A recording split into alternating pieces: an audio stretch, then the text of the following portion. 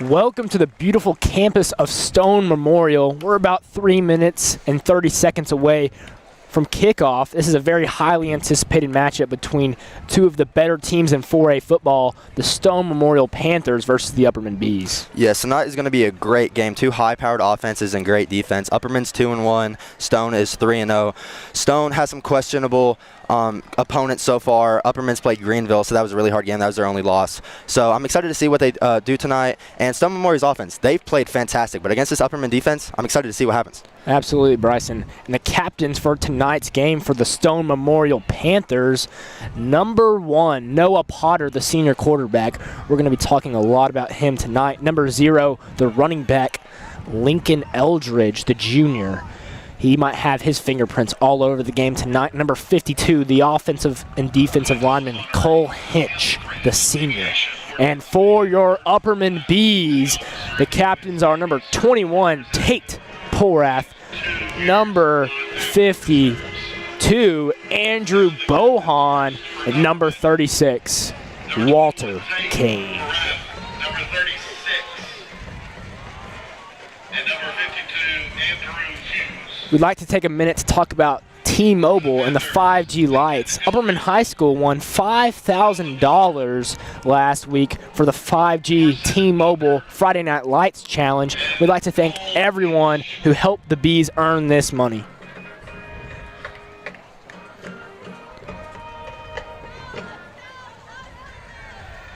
Bryson, the weather's perfect out here tonight. It's not too hot, not too cold. We're in for some good football. Yes, we are. Any bold predictions for this game? My bold predictions are Noah Potter plays excellent. That's Stone's quarterback. I think he throws at least for 2 touchdowns, and he's going to throw for over 200 yards tonight. I think he's going to have a great night, but I just think Upperman is going to overcome that. So I think Potter outplays Chaffin, but the Bees still win the football game. I'm going to go with the complete opposite. I'm going to go with Bronson has a great game. Now, last game against Farragut, he threw the ball really well in a bounce-back game because he threw 2 picks against Greenville. But last game, he threw the ball really well. I feel like he throws the ball a little worse this game, but I feel like his running mobility and just his double option, he can do whatever he wants, throwing the ball or running the ball. I think that's going to be a big challenge for Stone. And I feel like Upperman doesn't blow him out, but I feel like they win by 2 scores. Yeah, we talked to Noah McKay before the game, UCR's owner and lead reporter. He said that Noah Potter was the best quarterback other than Bronson Chaffin in 4A football. So Noah knows a lot about football, and we've got 2 of 4A's best here tonight. Noah Potter, the senior quarterback, who's actually number 2 in passing yards for 4A. He's thrown the ball lights out. Last game he threw for about 270 passing yards and 4 touchdowns. Yes, it was a weaker opponent, but 270 passing yards in 4A football is unheard of as the Stone Memorial Panthers come out to what is a pretty good-sized home crowd. Looks like the Bees will receive first. Yeah, I feel like one of the keys to this game is Upperman's defense versus Noah Potter, specifically their D-line. If they can put some pressure on him, because one thing that he does really well, he's very explosive and he can get the ball in his playmaker's hands. But if you can put some pressure on him, it makes him play less efficient football, which is his strong suit. Chaffin, of course, is really good. He's really explosive, but sometimes he can put the ball in harm's way. Potter, on the other hand, he doesn't really do that. He keeps it very efficient and they run a lot of RPOs on offense, so it's really quick passes out to the sideline, and I think the D-line's going to have to win them this game. Stone Memorial really likes the run-pass option, and it's not like the coach tells the quarterback before the play, hey, you're going to run it, actually. You're going to throw it. Yes. The quarterback reads the defense and then decides from there. It's really, really hard to stop if you're Upperman. Let's see how Upperman can respond. First, they're going to have the ball first. Scores are going to be crucial in this game. You got to score every time you get the ball in a high-powered offensive matchup like this. Yeah, you really do, man. And flags have not been on Upperman's side lately. The last 3 games, they've had a bunch of flags, and they're going to have to cut that out this game if they want to beat this great Stone team. Looks like number 1 set to kick. Noah Potter, the quarterback, looks like he's the kicker also. Swiss Army knife for the Panthers. Carmine Phillips, the dangerous returner, set to receive. It's a shorter kick, fielded, but Upperman player trips down immediately. That was Gunner Block there. spot should be around the 33 or 34 yard line. Speaking of Gunnar Block had a great game last game. Absolutely. He played fantastic. He was I would say he was Bronson's favorite target throwing the ball last game. Him and Colton Johnson combined for around 10 catches, and they just did fantastic. And I'm curious to see how Stone's secondary, just maybe how much they watched film and see what they can do to stop this offense. I was impressed with the Upperman offensive line last week against Farragut. Kind of struggled against the Green Devils. However, they had a really good response. See how they fare against a really experienced Stone defensive line. Chaffin, he's going to have nobody in the backfield. He's going to take the snap, and he's going to run it right off the gate, and he trucks a man. It's going to be a first down Bees, going to get to about the 48-yard line. A great pickup for the Bees on first down, the first play of the football game. Like me and you always say, that seems the go-to for Upperman to get the drive started. Give it to Chaffin, let him run it straight up the middle, or maybe on the edges a little bit. But it doesn't really matter because he just trucks through defenders, and man, he's something special. They really like Chaffin on first down, like you alluded to earlier, Bryson. It gets them at least 4 or 5 yards to start off their offensive drives. They really like to be in that second 5, second 4, shorter second down play call so they can open up the playbook a little bit. Yes, Coach Kane really likes to open up the playbook. Phillips on Chaffin's left hip in the shotgun formation, fakes the pass. He's going to throw it out to Colton Johnson. Johnson's got a solid gain. Second down incoming. Colton Johnson, like we said, he was a big name last game. He had a bunch of catches, and he's also a star linebacker. Of course, he had a Liberty offer in the offseason, and this kid is something special. He's a both-way player. Now, we call the Swiss Army knife of the Upperman Bees Carmine Phillips because he's just fantastic on both sides of the ball. But don't overlook this man, Colton Johnson. 2nd and 7. The Bees will have an interesting decision to make here. Do you run or do you throw? 2nd and 7 is kind of one of those, you got 3 yards on first down. You've got to make an interesting decision. In the shotgun formation is Chaffin. Chaffin takes a snap. It's a handoff to Phillips. Phillips does not have a great gain, maybe a yard. 3rd down and medium coming up for the Bees. That's one of the things that got Upperman Bees offense rolling last game against Farragut. Carmine Phillips ran the ball whenever he wanted to. He got whatever he wanted. He was getting 3-4 yards downfield before he was even touched. And if the Panthers can do this consistently against Carmine Phillips and Bronston, I mean, they're going to have to figure out something they do. Upperman, the offense, is going to, and it's going to get them a little out of position and a little off balance. And if you can mess up the Upperman's offense, then their defense is going to have to carry. And I don't know if they can do that so far. They struggled this season. Yeah, absolutely, Bryson. Big 3rd down. Stone's got a very experienced defensive line. See if they can get a little pressure on Chaffin while he's in the shotgun. Takes the snap. He's looking downfield. He's going to take a shot. He's caught. And that's Gunner once again. That was a heck of a throw by Bronson Chaffin right there. They called that a catch, right? Gunner Block has been open on deep shots a lot this year. Kind of the surprise receiver. We talked a lot about Elijah Fitz, but honestly, Gunner's outplayed Elijah Fitz so far this season. Yeah, he really has. He's something special. What I like about his game is he's really well off the line of scrimmage, and he knows how to stack the defender really well. And Bronson, of course, he's going to put in the bucket every time for him. Gunner Block, quick separation there. He's a little shorter at 5'5". However, Block makes a huge catch, and the chains move. Really well-placed ball by Chaffin there to move the line to gain. It's going to be 1st down and 10. The ball's at about the 14-yard line of the Stone Memorial Panthers territory.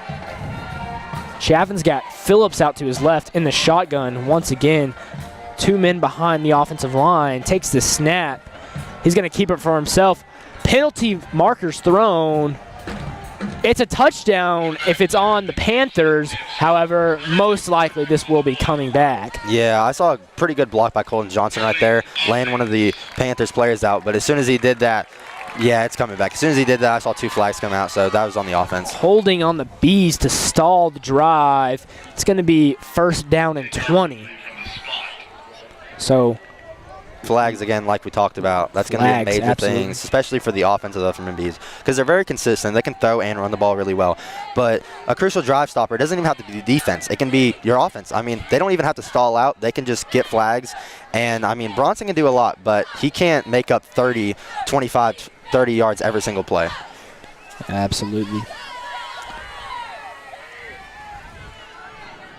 I think also a player we need to talk about for the Stone Memorial Panthers is Caden Page, their cornerback / wide receiver, averaging 100 receiving yards a game. The lockdown corner, he's going to play both sides tonight. He's a player to watch for the Panthers.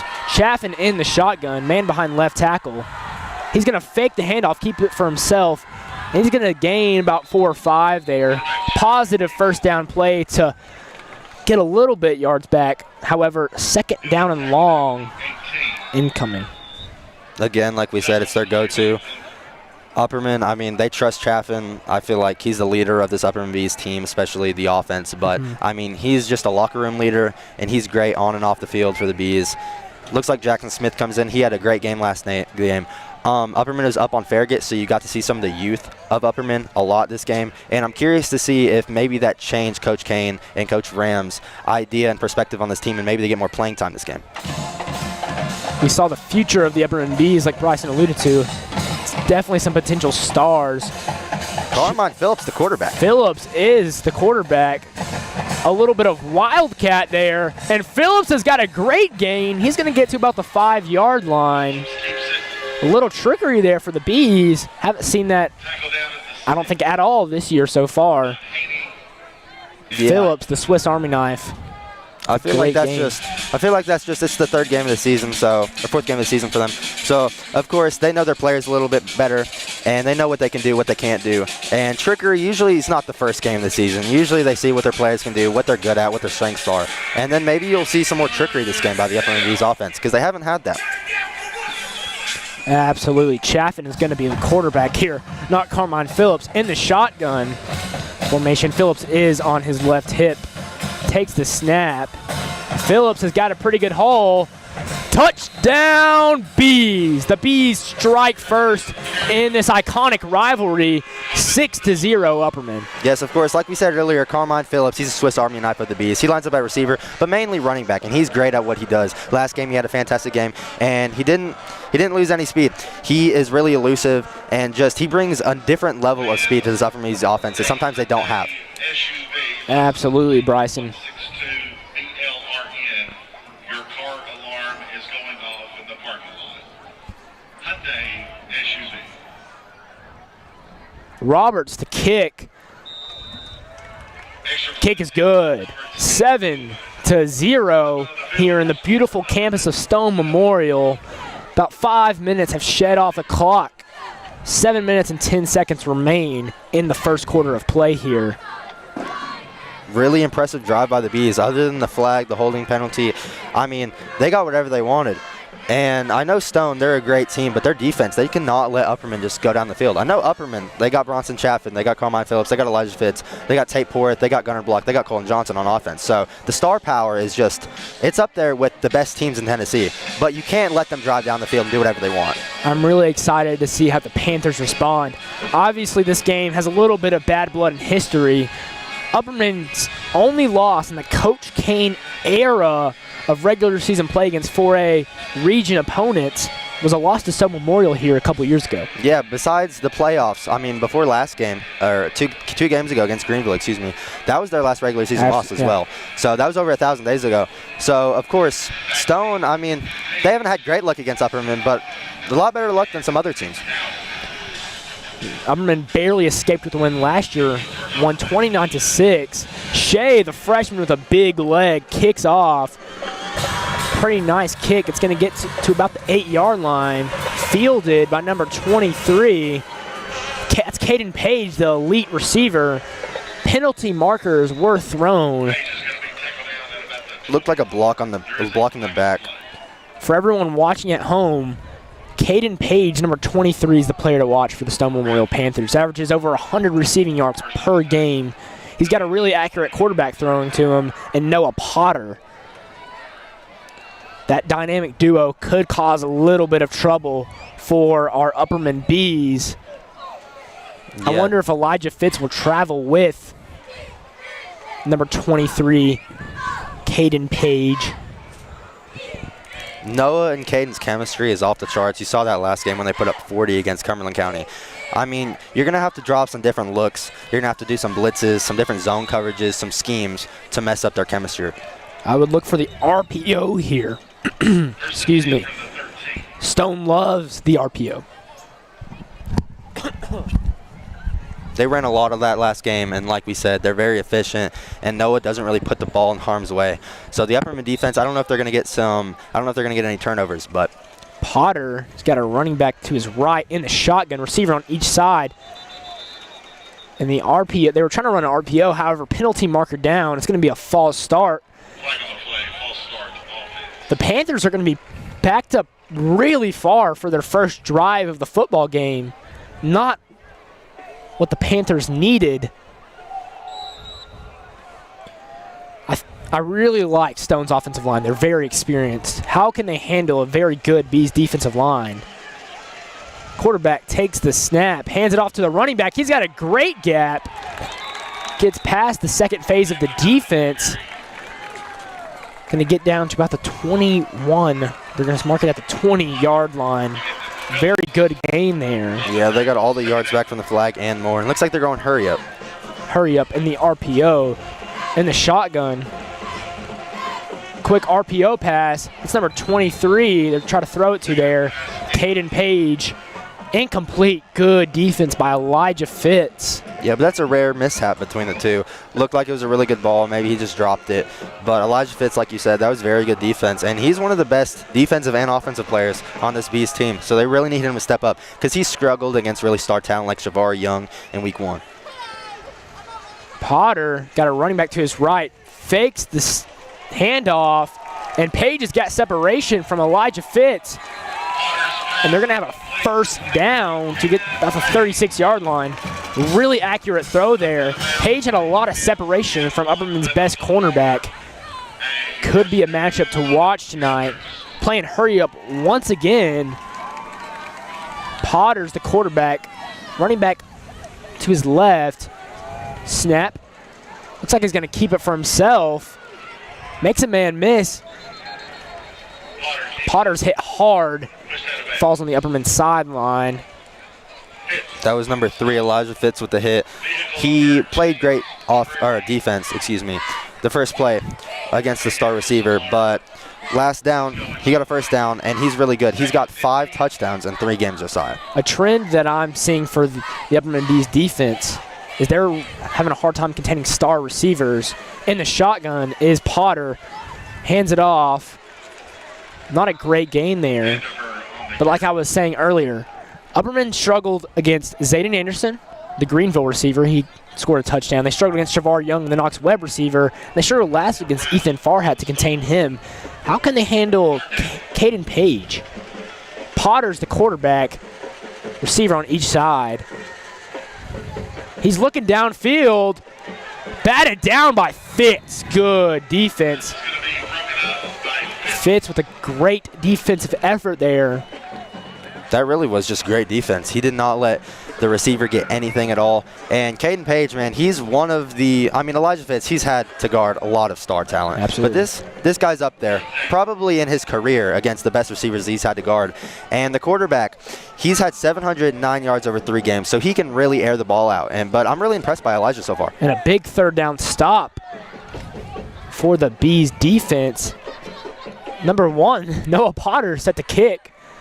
The quarterback, Carmine Phillips, set to receive.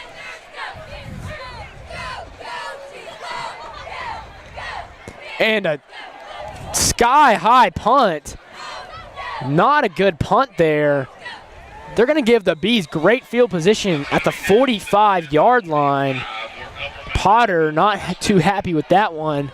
And the Bees are going to have the ball in great field position to start their second drive of the football game. Yeah, it looked like only about a 20-yard punt, and that's one of the things you can't do. Usually this is flipped because Upperman, their special teams hasn't played great, and of course on special teams it was just a bad punt, so they didn't play fantastic. But I think special teams are going to be a big thing. If Upperman can pin the Stones offense deep a couple times, that's going to be great, and they already did that once. So Chaffin has got Phillips to his right in the shotgun formation, takes the snap. He's looking for a quick pass, and he's got Johnson over the middle. Johnson's going to stiff farm a man. He's still going. He's going to get to about the 34-yard line of the Panthers territory. Johnson, one of the scarier players on the Bees football team, stands at a towering 6'5". He's a big old boy. Yeah, he really is, and you cannot let him get in open space like that and just move. He's, like you said, he's huge, but he can run really fast, especially for the Bees. The Bees got some speedsters, but he's one of the top. The Bees are more of a slow-paced team, unlike the Panthers. The Bees like to take their time, take these long, grueling drives that really tire out the defense. Looks like Chaffin's going to be empty. They've got 2 players lined up behind right tackle. Wonder if Chaffin will run to the right. Motion man across. He's going to hand it off to Phillips. Little sweep there. Phillips does not have a great game. Bringing up 2nd down. Yeah, Carmine Phillips, he got 2 or 3 yards, like he always does, it seems like, before he even get touched. But he got stopped right there. He was met by one of the Panthers defenders. And the Panthers have had a hard time containing the Bees skill players so far in this game.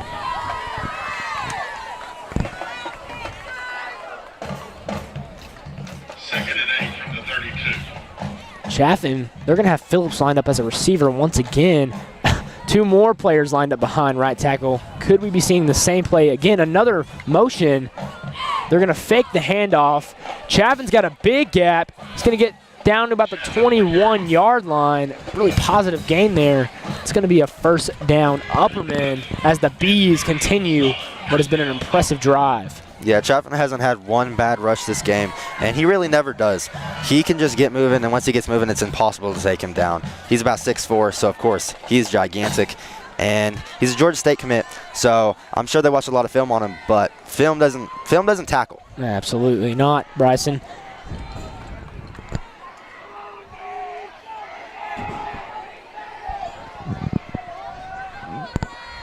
Chaffin by himself takes the snap. He's going to roll out to his left. He's going to throw it to Phillips. What looked like a negative play there is going to turn to a positive gain for about 4 or 5 yards there. Bryson, you know, Upperman has came out to a really strong start, and we could be seeing a 2-possession lead early in the first quarter.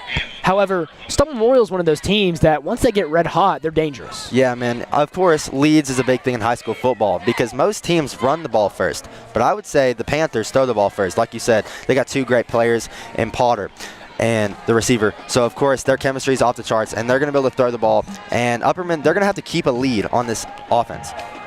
Chaffin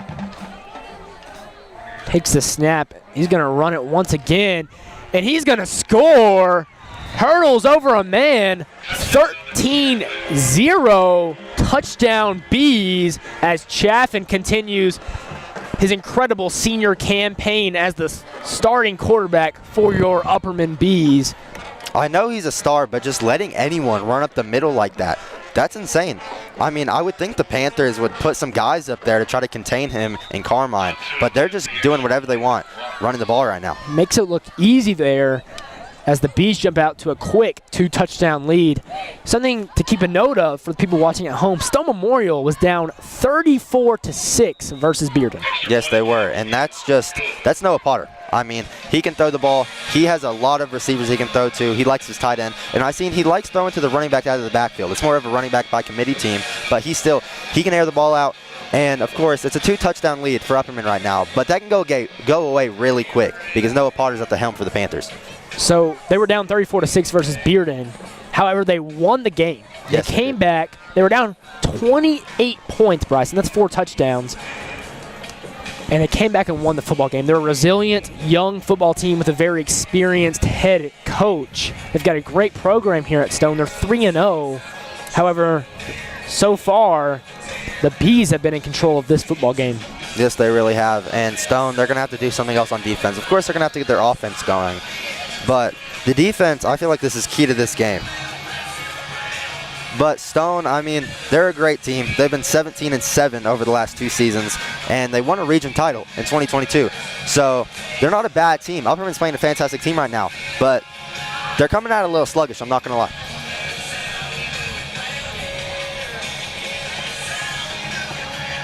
I'd like to thank all the viewers at home. Cannot do this without y'all. Shea set to kick off.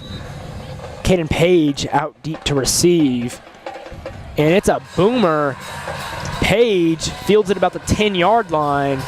And he's really quick. Hit pretty hard at about the 25-yard line. So the Panthers come out in what is a pretty important drive early in this football game. Yes, that was a very good tackle by Tate Porth, number 21. He's played great, especially on defense, though. He gets in the backfield. He plays dime, or he plays nickel for the Bees. But he blitzes sometimes, and when he comes off the edge, he's fast, man. And he's going to have to do that against Noah Potter. And it looks like he's done that so far. Absolutely, Bryson. Big drive for the Panthers. How would you say the defensive and offensive lines has done so far for Stone? Offensive line's done pretty well. I haven't seen much pressure. However, they run a quicker run-pass option, so it's more of like to counter the pass rush attack. Yeah, Coach Sommer called it the heartbeat of the team, so we'll see if they can step up. Potter takes the snap. He does have pressure in the backfield. Dangerous throw there for Page. Gunner block with the defense. Yeah, he's looking for Page right there. And that's his number one target. That's his go-to. So if you can kind of contain him, I don't know if Upperman's going to double team him, but I'm sure they'll put a corner and maybe give him some safety help. And Gunner block, whether if it's Gunner block and Elijah Fitz or Gunner block and Liam Schaefer, Page is going to have a really hard time. Coach Derek Samber is Stone's head coach. He was actually an offensive assistant at Upperman a long time ago. Don't know how he feels about his team's performance so far. Looked a little rushed and a little nervous about playing a good Upperman football team. Quarterback looks like he's changing the play.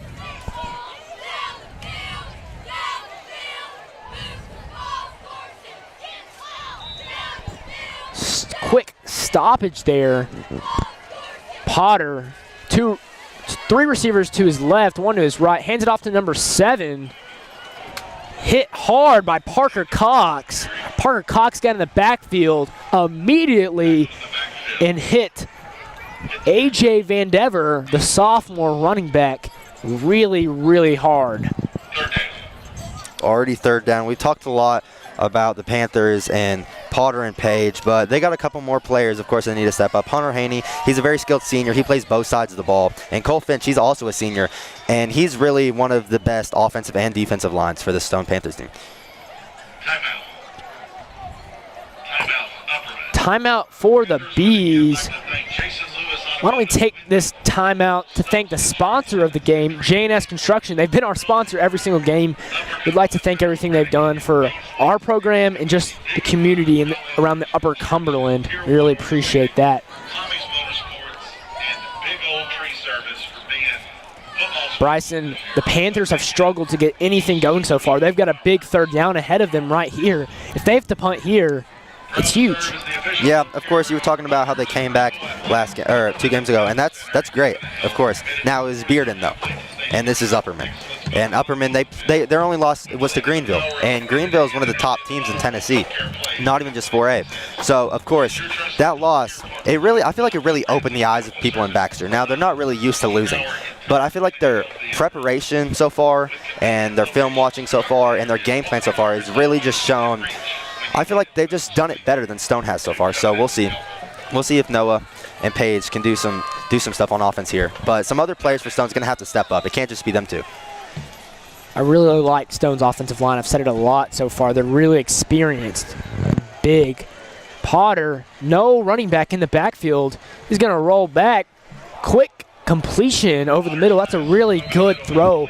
Placed right in the middle of the coverage of the Bees. Number 2 with the catch, Carson McCoy, the junior tight end. I believe he is a little bit short of the line to gain, though. Gain is good enough for a first down. Oh, no, they gave it to him. First down. First down, Panthers. Pretty heavy on the right side of the line. Takes a snap, quick pass It's going to be incomplete. Intended target, Caden Page. Great defense by Liam Schaefer. He's only a sophomore, and he's starting at corner, and that's really impressive. Now, of course, that's impressive for any team, but especially for the Upperman Bees, man. This team is no joke. Stone Memorial playing hurry up. Looks like they've got 4 receivers out to his right. No running back in the backfield. Look downfield, wasn't open. However, he's going to launch it. Number 11 jumps over the shorter gunner block. That's Hunter Haney. Bryson talked about him earlier. A star on both sides of the ball. Moss's gunner block for the first down for the Bees. However, the first quarter of play here is almost over. First down, Panthers from exactly Upperman's 30. Still got some work to do. That catch was amazing, though, by the senior. Potter. He's looking downfield once again. He's extremely accurate. And they're going to call, I believe that they're going to call pass interference or some type of interference on Schaefer, the sophomore. However, it's not a touchdown catch, so it might not be the worst thing in the world for the Bees. Yeah, Liam, that was pretty good defense by him. He held him a little bit, I will admit that. But gunner blocked the sportsmanship coming over. Tell him it's okay. He's only a sophomore and he's starting. But, I mean, Stone, they got something going on offense, so that's great. See if they can keep going, though. Of course, they're gonna have to score here. They can't. Of course, high school teams don't usually settle for free goals, but especially against the Bees, they're gonna have to score touchdowns here. Schaefer called for the pass interference there. 1st and 10 from the 15. Potter, they've really liked a heavier set to the right side. Potter, he's got a solid gain, not great, and that will probably be the last play of the first quarter here. See if Stone plays hurry up. Got about 10 seconds left. Highly doubt they run another play here. Maybe they'll try to get an offsides on the Bees, but no, it looks like they're going to walk to the sideline. And that was a really good first quarter, actually. Tackle by Andrew Bohan, the senior. And the first quarter of play has ended here. The Bees 14, the Panthers 0. Bryson, next week is Upperman High School's homecoming. They take on the #1 ranked team in 5A football, Beach. Yeah, man, their quarterback, he's committed to Kentucky now. It's for a different sport. It's for baseball. He's a pitcher. But I'm really excited for that game. Now, it's only going to be the second home game for the Bees. But I feel like we talked to Noah McKay earlier, and he said he might be there. He said it might be the game of the week. Depends how this game goes. And right now, Upperman, they're doing really good. So I feel like that's going to be game of the week next week. Absolutely. Beach boasts a very big team, a lot of depth there. They've got a lot of talented players. One of the classic programs in Tennessee. And I know that was one of the teams on the schedule who really opened eyes for Baxter earlier in the season when they were checking the schedule. They were looking at the normal region teams they play, like Livingston, DeKalb, and of course Stone. But then you got Beach, and that's really surprising. That really shows how good Upperman's getting to play a team like that. That's crazy. It's going to be interesting to see how Beach comes and plays Upperman, which is a lot smaller. Yeah, it is. And the facilities are a lot smaller. They're used to bigger, nicer facilities. It's a pretty big travel time, too. Potter, they've really liked a heavier set. This time it's to the left side. Makes 21 Porth miss, and he's just going to keep it for himself. A solid gain there. Potter, known as a passer, but a really efficient runner also. The thing that makes Chaffin so good is he's huge. He's 6'5", and he can run and throw.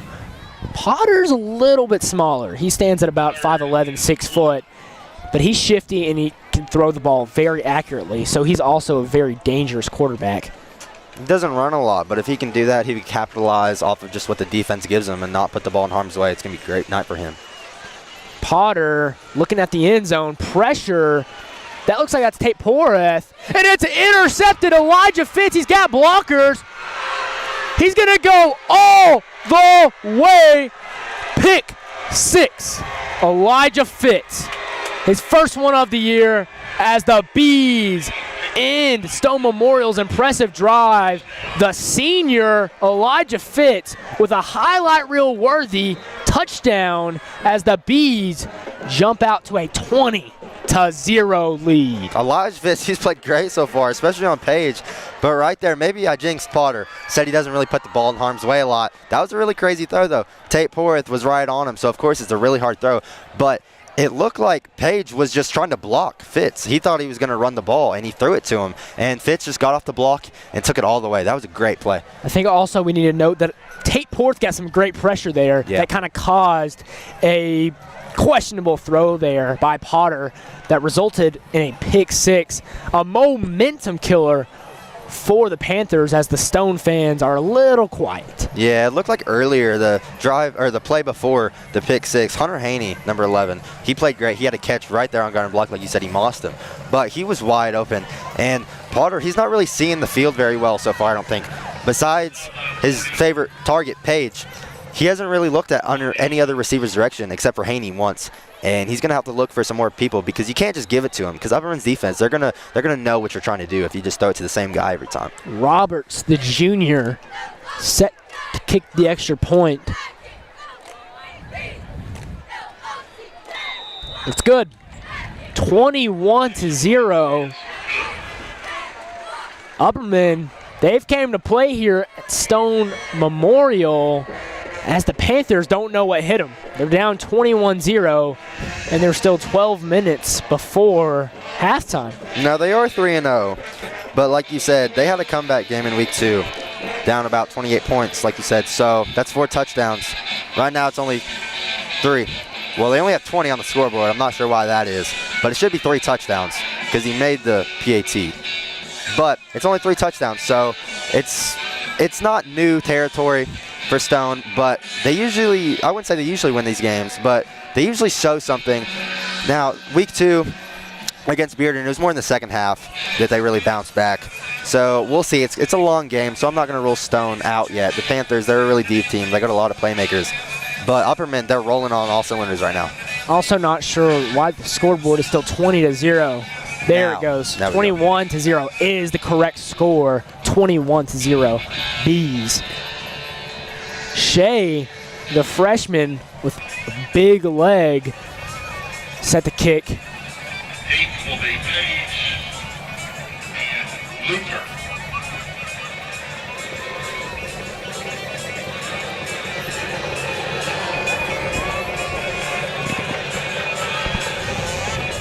We'd like to thank Stone Memorial for letting us come to the game. They have a beautiful football stadium and great facilities here. We'd like to thank Stone Memorial.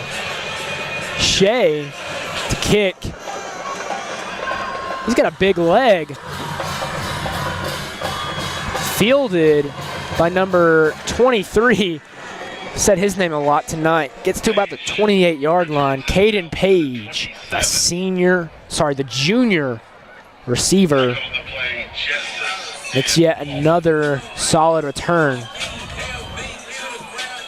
I'd like to see Potter on this drive, get some other players involved, some other receivers, maybe the tight end, and maybe use his legs a little more. He only ran once, but it was a really good gain. It was about 5-6 yards.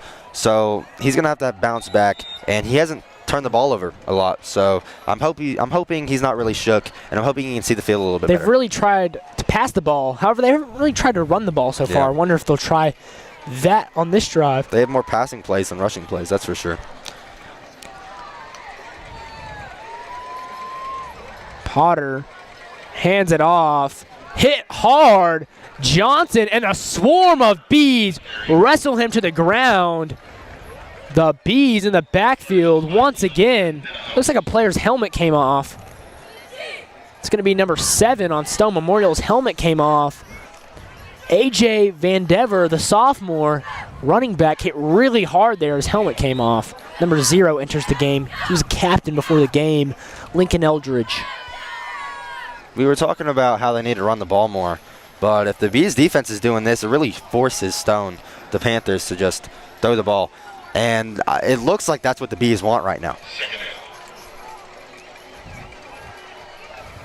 Potter in the shotgun.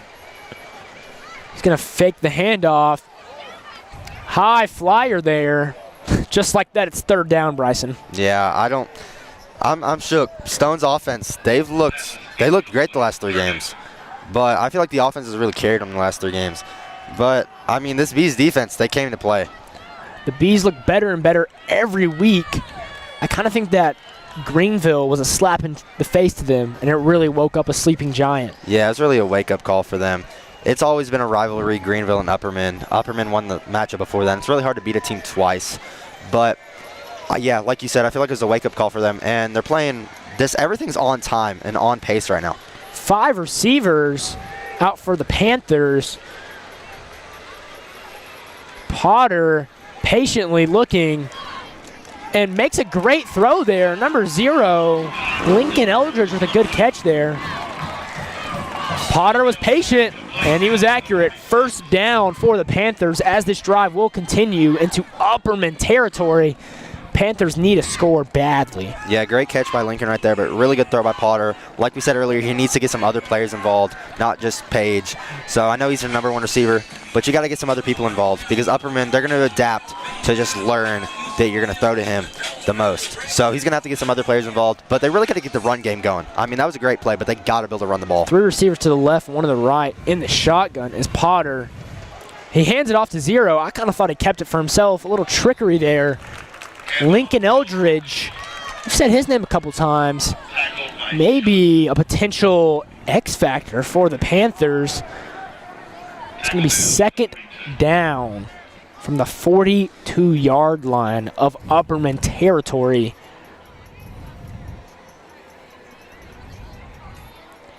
Other than that pick 6, I've really liked Noah Potter so far.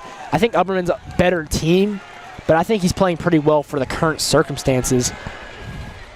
In the shotgun, Potter, he's going to hand it off. It's number 0 once again. He's got a solid game. A pretty good hole for the Panthers' offensive line. Yeah, that's one of the players that we talk about who needs to step up. We haven't really heard of Lincoln Eldridge before the game, but we studied him a little bit, and he's one of those players that maybe don't have any stars beside his name, but he's a great player, and he's going to have to step up. Because Upperman, they're leading 21-0. But the offense, I mean, this is the second straight drive that they've got something going. But they're going to have to capitalize if they want to beat this Bees team.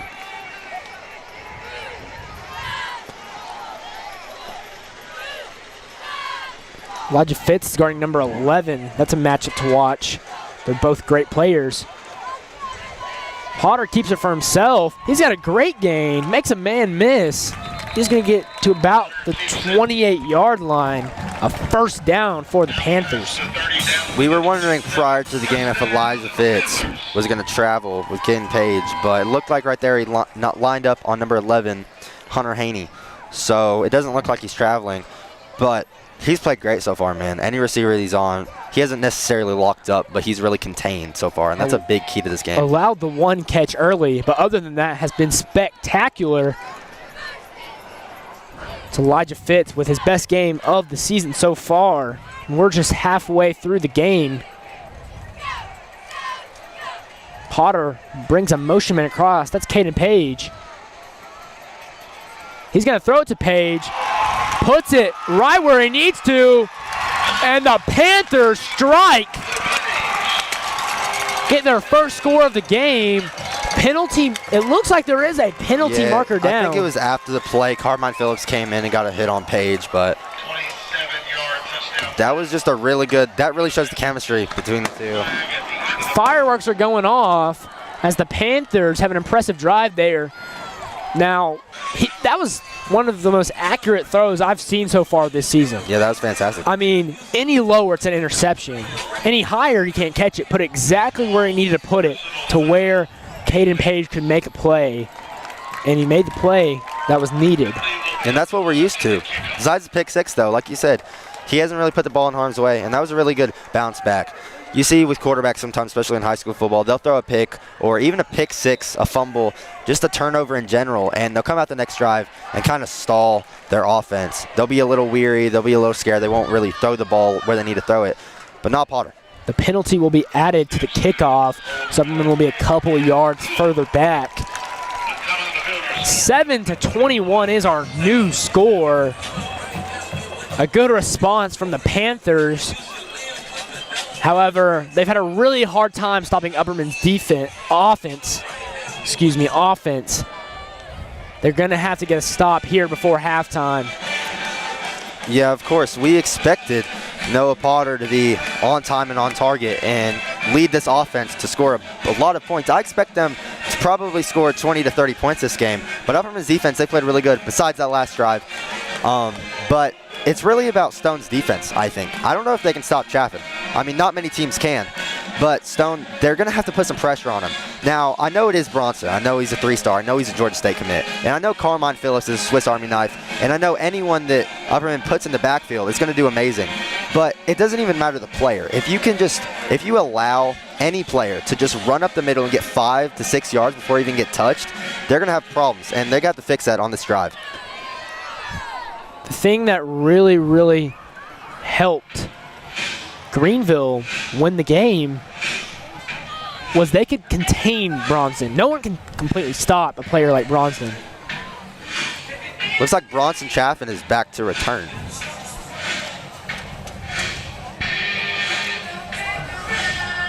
That's very interesting, Yeah. Bryson. He is back to return. I wonder if they're going to see if he can make a play. They might be expecting an onside here. They're all up. Yeah. And it is an onside kick. Phillips fields the kick. Good play there. Looks like Chaffin was kind of the safety net there instead of the returner. But as I was saying, you can't stop Bronson, but you can contain him. Greenville kind of limited his pass. Like, they did limit his pass. He couldn't throw it efficiently. He threw 2 interceptions, which really turned the tide for the Green Devils in that win. So, to beat Upperman, it starts with containing Bronson. If you can't contain him, you're not going to win the football game. That's right. And if Stone can't find a way to contain either his run or his pass, they're not going to win this football game. They got to do the same for the skill players on Upperman, though. It's not just Chaffin. Chaffin by himself. He's going to run it, and he's very quick. Oh, number 71 for Upperman is down. Chaffin, however, is going to make some man miss. Looks like there is a flag, though, in the backfield. Might be holding, might be coming back, but that was a great play by Chaffin. Holding offense. Number 71 is injured for the Bees. Looks like that might be Noah Tarver down for the Bees. They're going to take an injury timeout.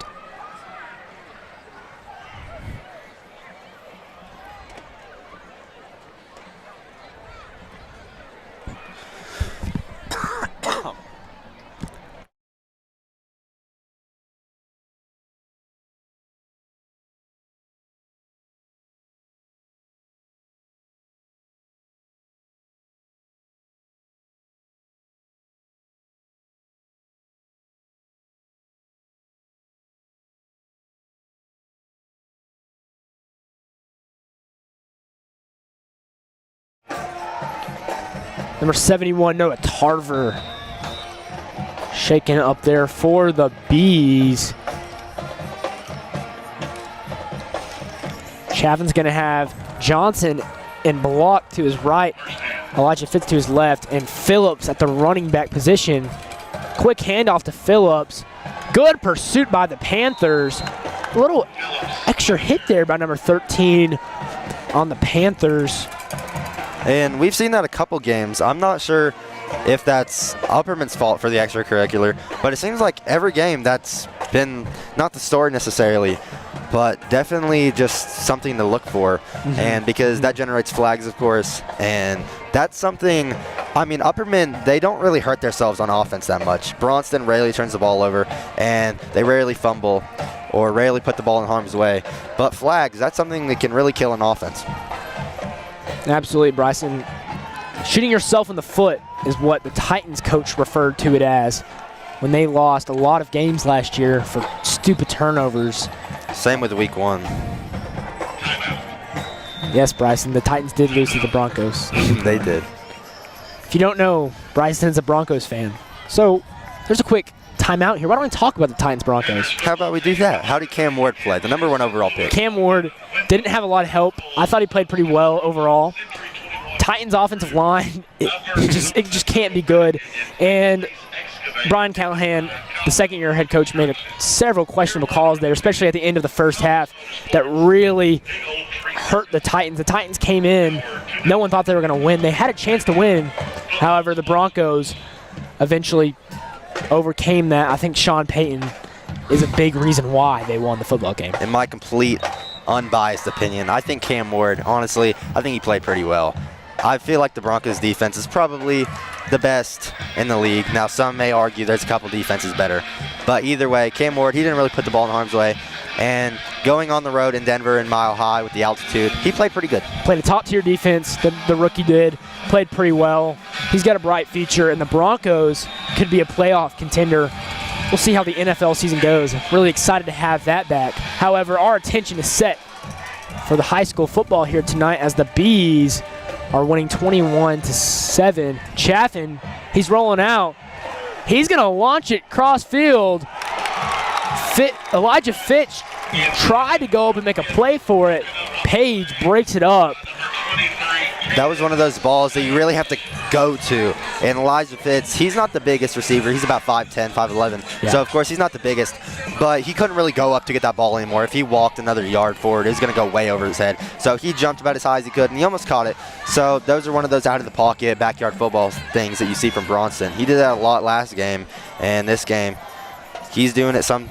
And I don't really mind that. I mean, of course, you don't want to put the ball in harm's way, but a little trickery and a little fun out there, it's good to see sometimes. Chaffin's got 3 receivers to his right, a man behind right tackle. They just said it on the announcements. It's 3rd down. Potential big play here. Chaffin can't find a man. He's going to throw it to Jackson Smith. Is that intercepted? Intercepted. Interception. Chaffin. It's kind of hard to see from up here. Yeah, looks like that was our 44, Cade Radcliffe, the senior. Looks like Chaffin made a bullet throw to number 12, the less experienced receiver. That's Jackson Smith. Tipped off his hands and went right into the Stone Memorial defender's hands. And this game just got a whole lot more interesting as Stone has great field position and they have a chance to make it a 1-score game. And we have to remember, they get the ball after halftime. They're really playing good so far. They really bounced back after that 3-score lead that Upperman had. But they're really building some momentum, and if they can score here, Upperman, it shakes things up a little bit because you can't be too fancy with it. I think that's something that Upperman's doing right now. They're getting a little too fancy. In the shotgun, Potter, he's pressured immediately. Poreth puts him to the ground. Big sack from the senior. He was one of the under-the-radar guys before the season. However, he's put his name on the map so far this season. And so they're going to push the Panthers pretty far back to the 49-yard line. A big sack from the senior. Yeah, Tate Porth has had a big step up from last year. Last year he played linebacker. He filled in for the hurt Walter Kane. But he's switched to nickel this season, and he's really showing his blitzing ability. His defensive, he's great in the secondary either way. But when he blitzes, he puts a lot of pressure on the quarterback and the running back. Empty set. Potter, he's looking downfield. Pressure once again. And just a drop.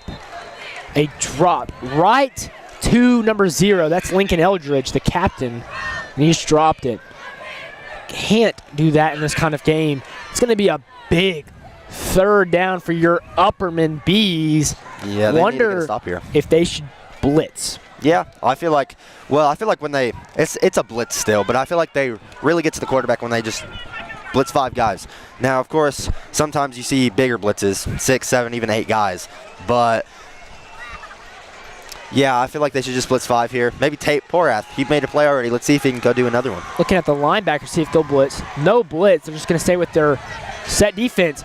He's launching it downfield. Intercepted. Carmine Phillips intercepts it.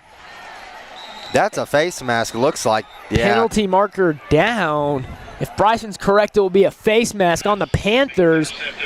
Not a smart play by Potter. However, it's kind of like a punt if you really think about it, without a return. That's a rare mishap by him. He's already had one pick six, but I don't know who he was throwing to, because there was really no receiver, tight end, running back, any skill player for the Panthers down there. So maybe, I highly doubt it. Maybe the coach told him, if nothing's open, just throw it as far as you can.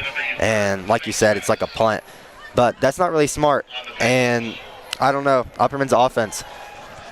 Of course, Bryson threw the interception last drive, but they've been on time and on target so far. So I won't be surprised if Chaffin, he tends to bounce back after he has a mistake. And that's one of the reasons that he's a really highly scouted player in college.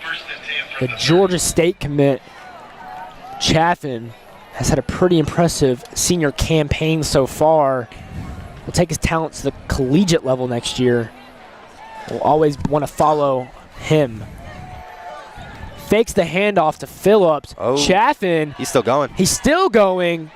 I think he got the first down. He's going to be down around the 42, 43 yard line. I'm going to have to make a name up for that play. I don't know, the Bronson go-to, the Bronson up the middle, something, man, because whenever they do it, it works. The Bronson special. Yeah, the Bronson special. Yeah. He expects, we all expect him to get 4 or 5 yards. He's running straight up the middle. There's no gaps there. There's just absolute pressure. And he got a first down there. He got 12, 13 yards, he looked like. So, that's just an amazing play by him. And if he can do that, just play in and play out like he's been doing. The biggest player on the football field. Yeah. Also one of the fastest. That's he really dangerous combo. Heavy set behind right tackle. Takes the snap in the shotgun. Phillips got a solid gain. Approaching midfield. As 5 minutes remain before the halfway point in this football game.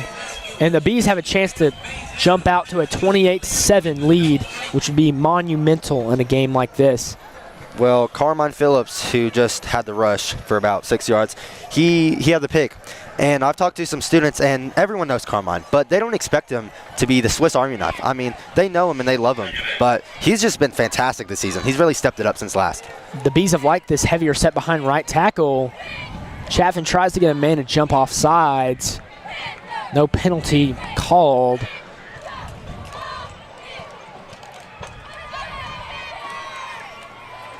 Chaffin low snap there. Can he recover? Good defensive play there for the Panthers to stall the Bees there. Not a good gain at all there. Maybe got back to the line of scrimmage if it was a generous spot. Looked like they stopped the Bronson special there. So that's surprising. Does look like they stopped our first down Bronson special there. And they're playing Mo Bamba. They're trying to get their fans hyped. I love this.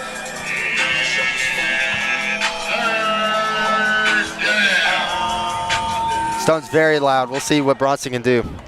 Chaffin in the shotgun. He's just going to hand it off to Phillips. Phillips has got a good gain.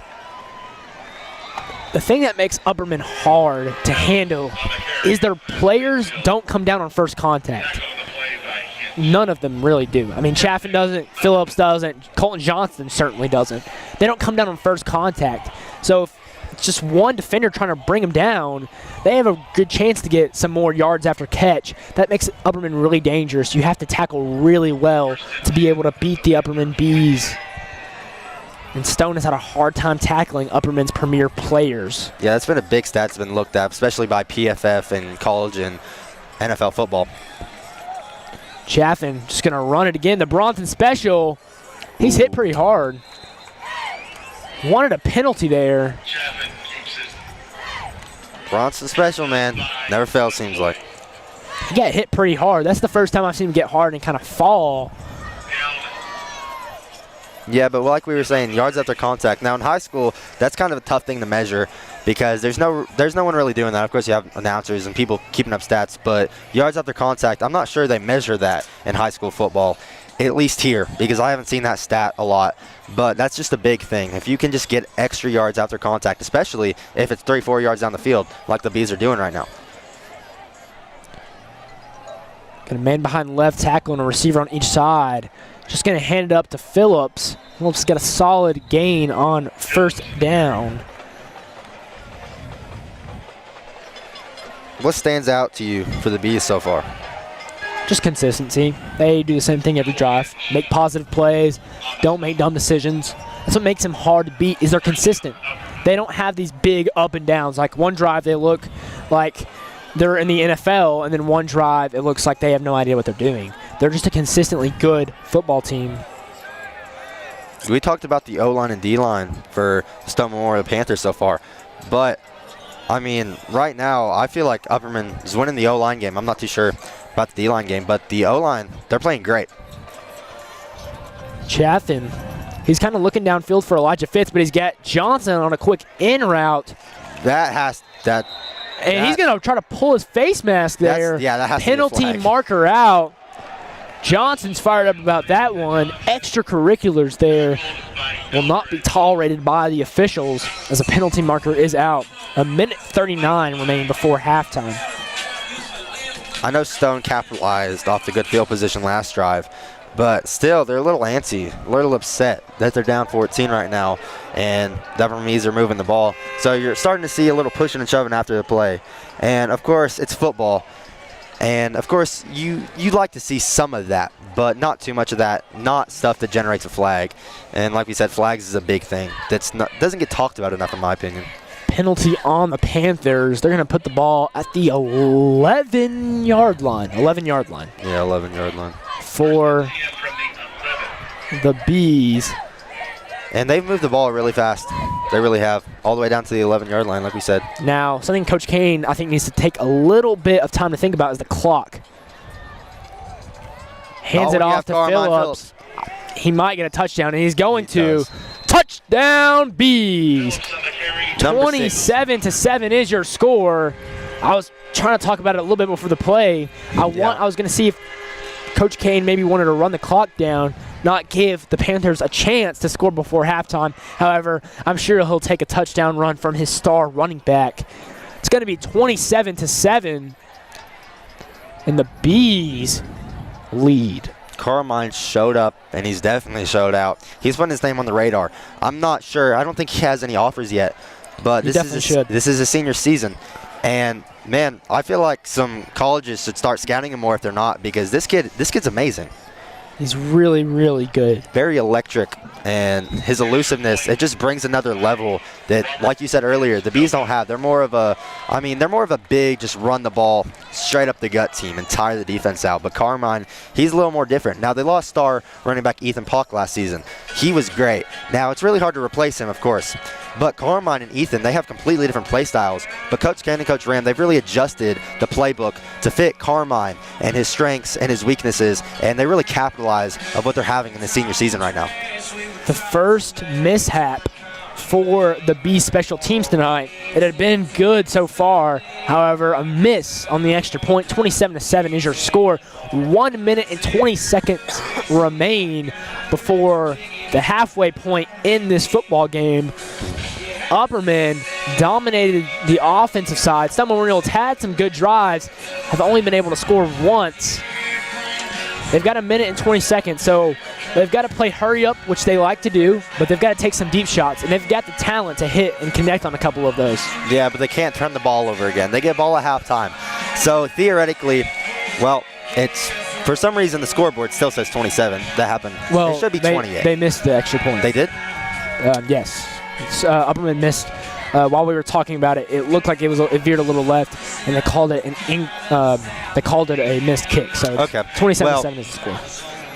Only a 20-point lead. So if they score 3 touchdowns, theoretically, if they go down and score here and then score at halftime, it'll only be a 6-point deficit. Shea kicks once again. 23. Page with the return. He's returned every single kick tonight. He's elusive. 27, Trevor Polk shows violence, brings him down at about the 18-yard line. Really good play. And we were talking about Ethan Polk earlier. He's the little brother of Ethan Polk, Trevor Polk. And he's been amazing. He's really stepped up. Now he's getting a lot more playing time due to the very sad and very unfortunate injury of Walter Kane. He's just a fantastic player. And you'd love to see him get back on the field if he can. But Trevor Polk, he's been great filling in, and so is Jude. He's been amazing. Jude Fitzpatrick, number 35. He's just been amazing running and being a linebacker. Trevor's a little bit smaller than Ethan. However, he hits super hard, and he's a good football player. In the shotgun, hands it off. They're going to see what they can get. Solid run for the Panthers. Doesn't look like they're going hurry up. That's kind of surprising. Maybe they don't want to put the ball in harm's way. Yeah, I think they're just going to be content being down by 20. You know, you're not out of it. You still got a chance after what happened last week. They're going to run it once again. Hit in the backfield. A swarm of bees take him down. The younger Bohan brings him down. Only 30 seconds left. I'm not sure they're even going to have another play call here. An aggressive coach. If Coach Kane was being really aggressive, he could have called a timeout there. Yeah, try to get the ball back. However, Coach Kane's probably pretty happy so far with his squad, as that might have been the last play of the first half of play here in Crossville. And it looks like it's going to be the last play, Bryson. Yeah, Upperman's offense, they've really been the star of the show so far. If they keep this up, they'll score 54 points. And I don't know if the Panthers can top that.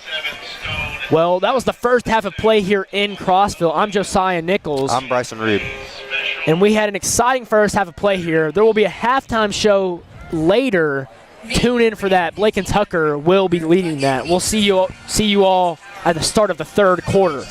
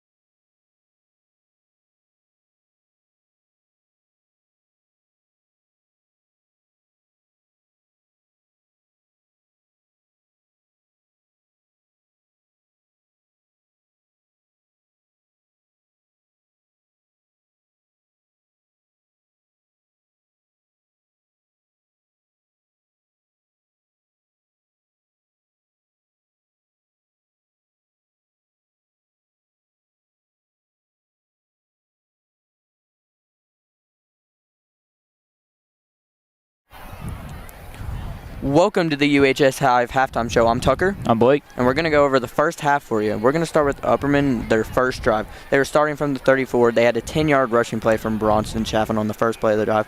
Then they had a 20-yard pass play to Gunner Block on third down.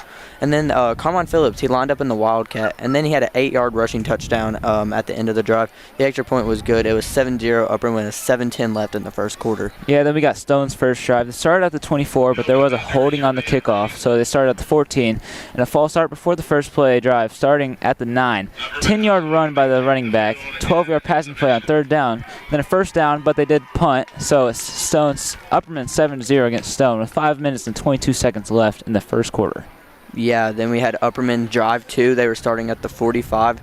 21-yard passing play to Colton Johnson, and then a 10-yard run play by Bronson Chaffin.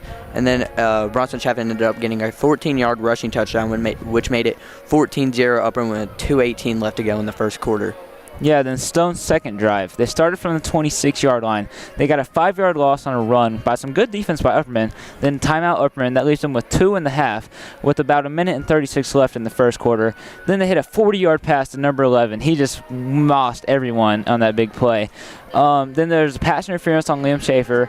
Then that was the end of the first quarter. Then we come back, and there's a pick six by Elijah Fitz for 100 yards. So it's 21-0 Upperman at that point with 11 minutes and 31 seconds to go in the second quarter. Yeah, and then Stone came back out for their third drive. They were starting from the 29-yard line. It was a 19-yard passing play on third down, and then a 14-yard rushing play by Noah Potter on third down, and then a 27-yard passing touchdown to Caden Page, which made it 21-7 Upperman with 7:46 left to go in the second quarter. Yeah, then Upperman came back here on drive 3. Stone tried to do an onside kick, but Upperman recovered it, and they started from the 35. There was a holding on offense, which was a 10-yard penalty, so they started at the 25. Upperman at the second half to about 7 minutes and 15 seconds left in the second quarter, and there was an interception by Stone Memorial. Yeah, and then Stone came back out for their fourth drive, starting at the 41 after a pick, sacked by Tate Porath, and then an interception by Carmine Phillips, and there was a face mask on Stone Memorial on the return. Upperman was still up 21-7. Yeah, Upperman's fourth drive. They started off with a 30-yard run by Bryson Chaffin, then Carmine Phillips with a 7-yard run on third down, then a 10-yard passing play to Colton Johnson, but there was an unnecessary roughness call on Stone Memorial, so that's 10 yards more for Upperman.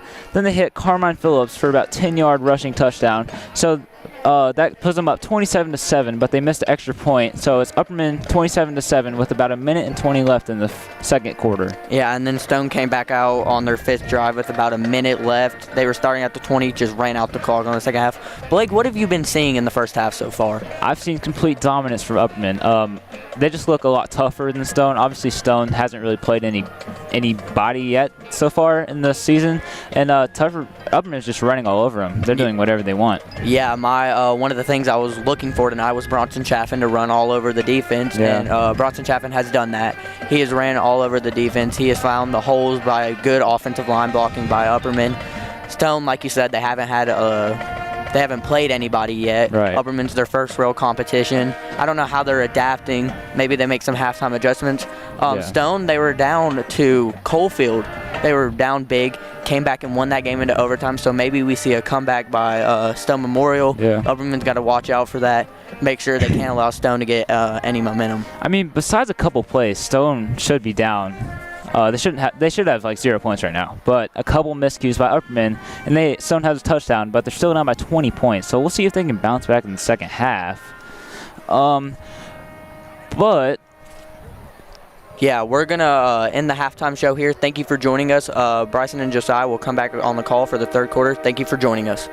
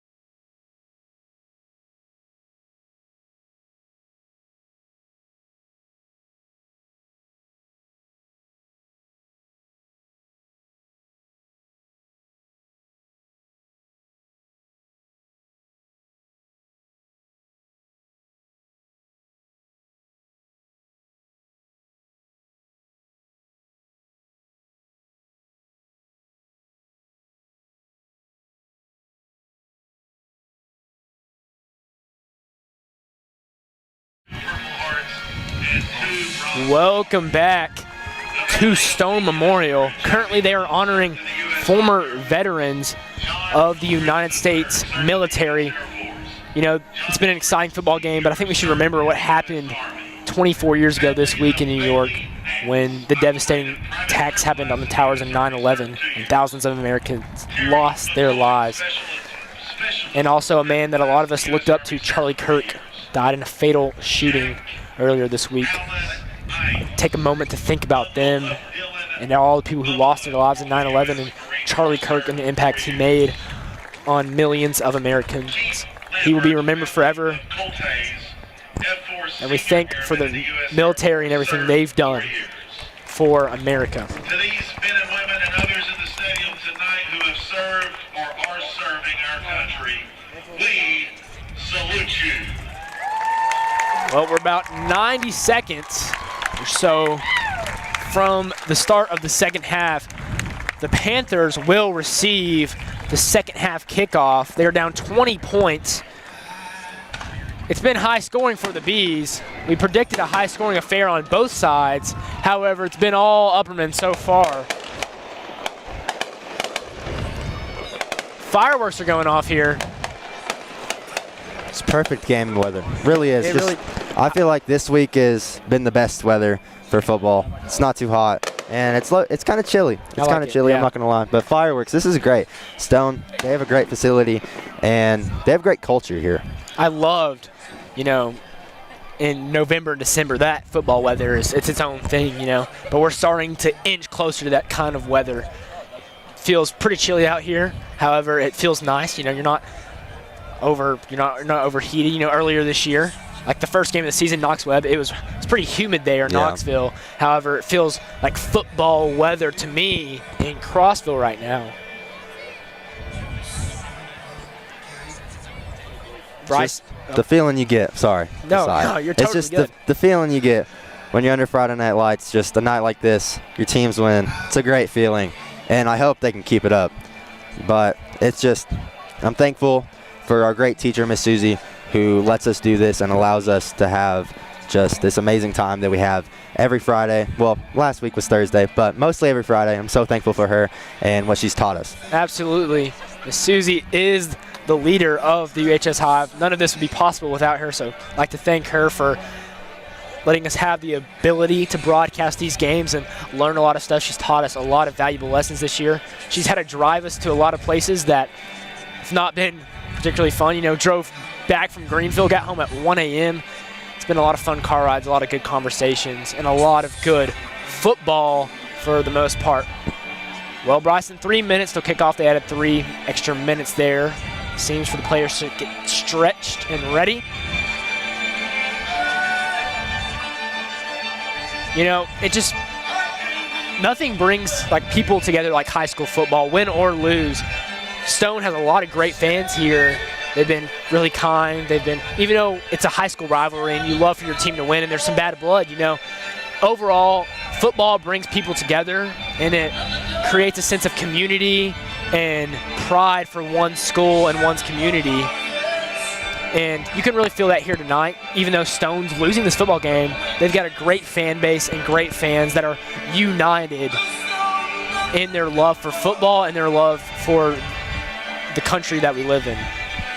Yeah, of course. Football brings people together, like you said. It's almost just a part of culture. Well, it is a part of culture nowadays. Southern culture, absolutely. And it's almost like a tradition. Some people, I hear students all the time say, I can't wait for football weather, because it just brings just happiness and joy to everyone, it seems. Win or lose, like you said. Now, of course, you want to win. But Stone and Baxter, they're not the biggest places, but a lot of people show up and show out and just cheer for their favorite team. And it's a really cool sight to see. And there's hundreds of Baxter fans here tonight.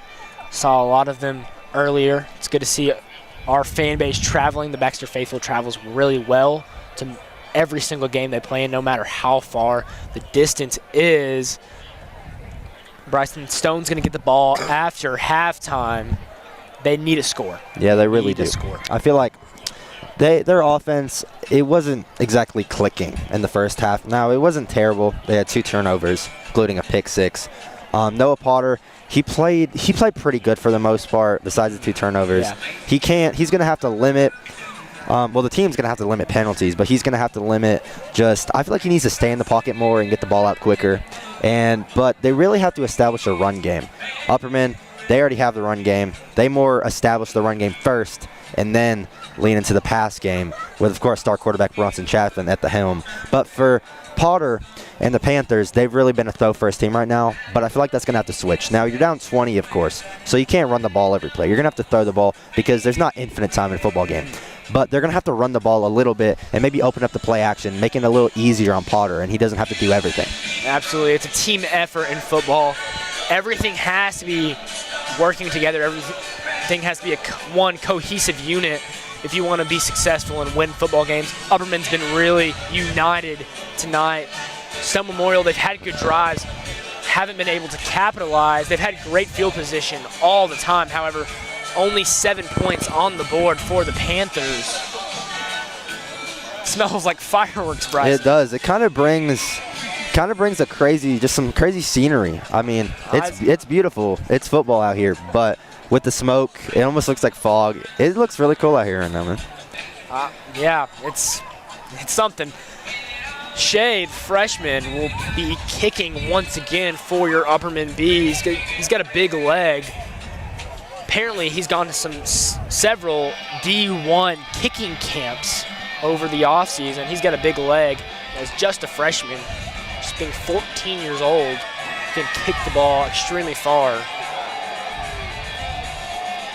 Number 23, Caden Page, out deep for the Panthers. He's joined with number 11, Haney. Both are two of the better players for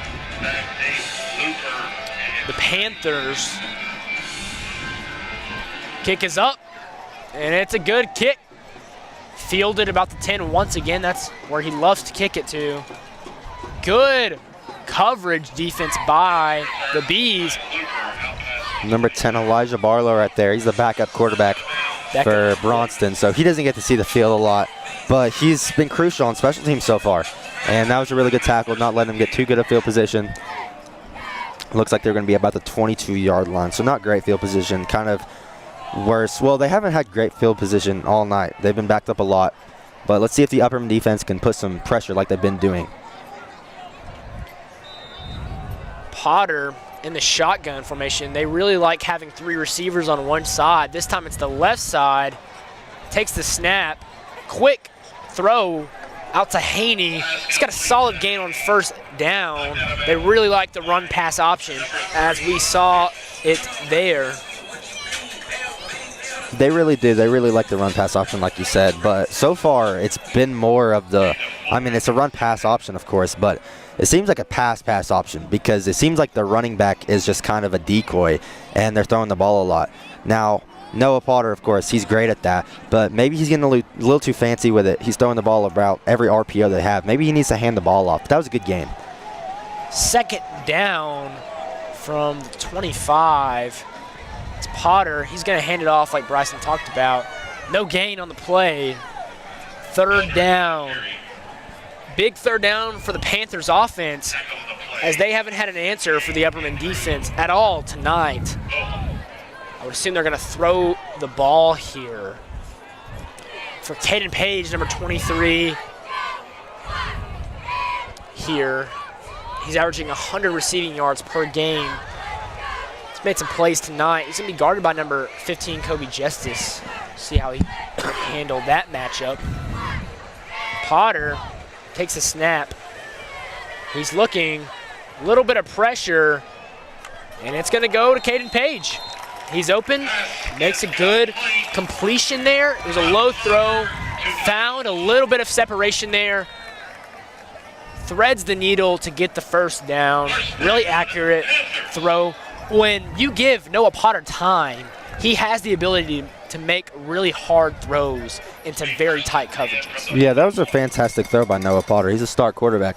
But what I'm seeing right now is him just being completely locked on to Caden Page. Now, that's not always a bad thing, but the first play, he threw it to Haney, So that was great. But you can't lock on to him the whole time. But he's playing really good. No running back in the backfield. 5 receivers. wide open. Zero man. wide open. He was the captain for the game. He's made some catches tonight. Had the drop earlier.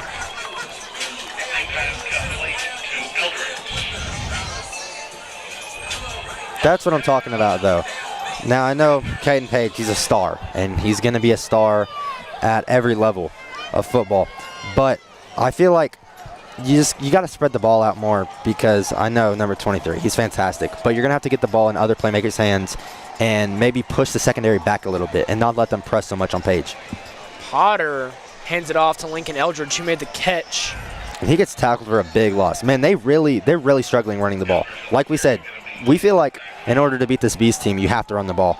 But, I mean, if it's getting negative yards every single time, which it seems like it's been lately, this and second quarter so far, it's just, I don't know. They can't really run the ball. And forcing Noah Potter to have to throw the ball every time is not something you want to do, especially at the high school level. Because I know this kid's amazing, but throwing the ball over and over and over again, even for a high school quarterback, it's not going to work every time. You best believe I'm looking at this through an Upperman fan's perspective. However, I believe this offensive line is getting away with some holding penalties. If you look at it closely, I think they're getting away with some holds, which giving Potter some more time. Potter's going to throw it to number 23, Page, once again. Maybe I should stop talking about him locking onto that receiver, because Page, every time he gets the ball, he makes a play. So it doesn't really matter, because when he throws it to him, it always works. So he's doing really good so far. The duo, like we said, their chemistry is just off the charts. Now, I feel like Bronson might be a little bit better of a quarterback than Noah Potter, but the chemistry between the two on the Panthers, I think it's better than Upperman has. Definitely have a good connection. Page and Potter do. In the shotgun, Potter. A fumble. Looks like he fell directly on it. So a miscue for the Stone Memorial offense. However, it's recovered by the Panthers. They're going to have the ball at the 37-yard line. Second down, I believe. Go and hurry up. But notice how that mishap was on a run play. And I'm not sure. It looks like they got him jump off sides maybe. Looked like Potter was looking to the coach for a play call, and I guess the D lineman thought, well, they didn't. Bryson is correct. It is a offside penalty. Good eye there for Bryson. 5-yard penalty. I've seen that. I saw that last game, too, by Farragut. It's almost like they look to the coach like it's a play, but the quarterback does it in such a smooth and quick motion that maybe he thinks he's snapping the ball, and it forces the D-line to get a neutral zone infraction or an offsides like they just had. So that's pretty good. That's pretty good. And 1st and 5, you might be able to take a shot here if you wanted to do that. Moves the chains for a first down for Stone Memorial as they continue their first drive of the second half. 3 receivers to the right, 1 to the left. Takes the snap. It's a handoff. That's number 0, Eldridge. He's got a solid gain. Second down incoming. Bryson, I'm looking at the clock. Stone Memorial's had a very long drive. Yeah, it's been very long, and I feel like that's been the story for Stone's offense. It's very long drives, but they haven't been able to capitalize, and they're going to have to capitalize if they want to come back. Now, this is very promising if you're a Stone Memorial fan or even a coach or a player especially, because you're moving the ball very well. I'm not worried about this, though. I'm worried about when Bronson, Chaff, and Upperman Bees get it on offense, if Stone can stop or contain that, because they haven't been able to do it so far at all. But their offense is playing great, so that if they can score here, it's going to open up the playbook a little bit more. Stone's definitely got to score before we can start thinking about a potential comeback. Heavier set behind right tackle. Rolling out to his right. He's got bad intentions. He's got a... I wonder if they'll call pass interference, and they will. I don't know. I don't like that call at all. Liam had his hands completely up, but it was a little bit of a load ball. It wasn't even back shoulder. It was just underthrown. So you see some of that, especially in the NFL and the college level. They throw it deep, and it's underthrown, so the defender is in a terrible position, and he just gets in the way of the receiver. And the refs, they didn't like that. I thought that was pretty good defense by Liam Schaefer there. Of course, that's the second flag he's had on a receiver this game. But, I mean, the Panthers, they have a lot of star power, so it's okay. That's not terrible. That's just a mishap, though, and you're going to have to want to pick that up if you're Upperman. My opinion on it is is catchable without a defender. However, there's a defender there. If Upperman's cornerback looks back at all, you don't throw that penalty. I kind of understand it if I'm the official. However, it was underthrown. So I think Stone caught a little bit of a break there. 3 receivers to the right, 2 to the left, empty backfield. See what the Panthers have drawn up here. Rolling out to his right. He's taking a shot at the end zone. Should have been an interception for the Bees there. However, they'll settle for the incompletion. Yeah, that was scary for a second by both teams. I thought that Upperman had it, so I figured Stone. I mean, they got really quiet when that ball was thrown. It's kind of an underthrown ball, but also it went right off of gunner blocks. And it looks like a touch of Elijah Fitt's hands too. And Page almost caught it in the back of the end zone. So both teams there, they ran out of luck, but that was a decent throw. I like the idea. I like the idea of rolling that to your right and throwing it to your star player if you're Potter. When you're down by 20, you've got to be aggressive. So an aggressive shot at the end zone is necessary. However, you got to be smart. Yeah. I did not think that was a great decision for Potter there. Threw it into some heavy traffic. He's usually been patient. However, I think he rushed that a little bit there. Fumble, second one on the drive. Looks like a mouth guard flew out from one of the players' helmets there. And second down, or third down, excuse me, incoming. Curious to see what they draw up here because they lost yards on that. So, and they didn't get anything on the first play. Like we said, it went straight off of Gunnar Block's hands, number 11, star player for the Bees. But I'm curious to see what they do here because RPOs is their strong suit, but it's kind of a long yard situation for an RPO. Now maybe if it's like an RPO dig concept, then that can work. But it's kind of too long of a route and it doesn't develop as quick. So I feel like they're gonna have to drop back and give Potter some time here if they want to execute. Big play here. Potter's in the shotgun. They really like having 3 receivers out to one side. This time it's the right side. He's rolling out to his right. Porath brings him down. Tate Porath, second sack of the football game. The senior dime makes yet another big play on the defensive side of the ball. Puts the Panthers at the 31-yard line. Huge play by Tate Porath. Yeah, it's a very awkward situation to be in right now if you're the Panthers because, I mean, punting doesn't really help you at all. Going for it, the odds that you get it are definitely not in your favor. And kicking a field goal at this level is nearly impossible with the yard situation. And the clock is almost down to 4 minutes and 30 seconds. So you don't have time to really just think about what you want to do. You're going to have to execute. But they don't have a play right now. And the clock is down to 10 seconds before the play. So it looks like they're just going to let it go and maybe take 5 yards back. Not sure what happened there. The timeout. Timeout for the Panthers. I expected them to just let the clock go down and let it be a delay game. So if it moves them back a little more and that's let them able to punt. But maybe they're drawing up something here because I don't know why else you would just call a timeout, let it go down to 1. And that's really confusing to me. And it's not just I'm a Bees fan, but the coach, they let the clock go all the way down. They wasted all 30 seconds of the game clock there before calling timeout. And they don't have time. So I figured that if they were going to draw up something, they would call a timeout as soon as the play was over. But they let the game clock for 4th down run all the way down and then call the timeout. And now they're talking about it. And it looks like the offense will be on the field again. It looks like the offense is in the huddle. So they will be going for it. Now Bronston Chaffin is lined up on defense. Looks like he's playing safety.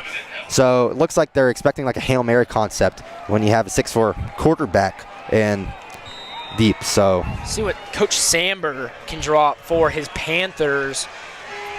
They're undefeated so far in the season. However, potentially their first loss of the year could be happening pretty shortly. Pressure there. He's hit down by, oh my, I'm so sorry. I looked at the wrong thing. One of the running backs got hit down for the Panthers, and it looked like Potter to me. That is my fault. However, he was tackled, and it's going to be the Upperman Bees ball at the 30-yard line. surprising sight to see. I believe, I could be wrong, but I believe that is the first snap by Bronson on defense this season. Of course, no one really tracks that because it's not really, you don't really expect that. You expect the star quarterback to only play one side of the ball, especially with his size. He doesn't really have any position to play on defense, really, but he was lined up at safety there. Played pretty good, and the D-line for Upperman really got to Potter. I was really confused there on that call. Looked like a running back was the quarterback there. Chaffin in the shotgun, rolling out to his left. Penalty marker thrown. However, I think it's going to be on the Bees, but Bronson's looks like he's going to score, and he's going to score. However, I wonder if that was just wasted energy there by the quarterback. Touchdown for Upperman. There is a flag on the play back at the line of scrimmage. Not sure who this is on. Holding offense. Well, the touchdown's erased for the Bees. The Bees are going to have first down and 20. Now, he's in great shape, but he ran about 100 yards on that play all the way through the field, and I bet he's gassed. He's hands on his hips walking back to the huddle right now. So, I mean, that's not great if you're Upperman, especially because you're going to get moved back. But I don't really think the offense stalls here. I feel like they make it up. I'm really a fan of running out for the touchdown right there, like what Chaffin just did, pretty much just because it shows effort and that you're willing to take a chance and see if, it's on the defense, it's not on the offense, like a penalty on the defense. So I really like the hustle there for Chaffin, even if he's going to be a little extra tired on this next play. I really like the hustle and the energy he's bringing to his football team tonight. He is the leader of this team, and he's bringing some energy, finishing out plays, and making the extra effort. Chaffin in the shotgun. Quick completion out to Elijah Fitz. He's got speed. He's got speed, man. And he's still going. He's going to go all the way. A little screen pass turned into a touchdown, and Elijah Fitz goes all the way.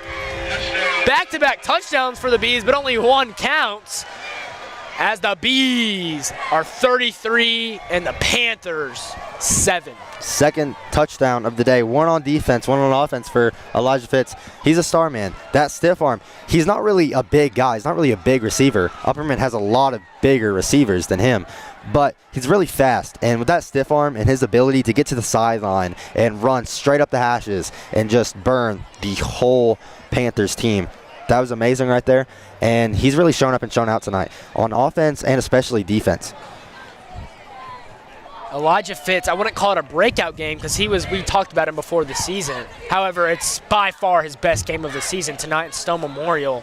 As the Bees, I think, have surprised us all. And that's another extra point miss for Roberts, the junior kicker, back-to-back misses. However, Upperman leads 33-7. Ladies and gentlemen, let's give it up for our 2000. That's not good if you're Upperman. I think it just preaches how talented Upperman is. Like, Elijah Fitz should have been tackled down with about a 5-yard gain. He gets to the second and third phase of the defense and just plain out outruns them, goes through them. Upperman skill position players, they can't be brought down on first contact. We see that there once again as the Panthers can't keep up with the speed and the durability of the Upperman players, as Upperman leads by 26. 3 minutes and 33 seconds remain in the third quarter of play.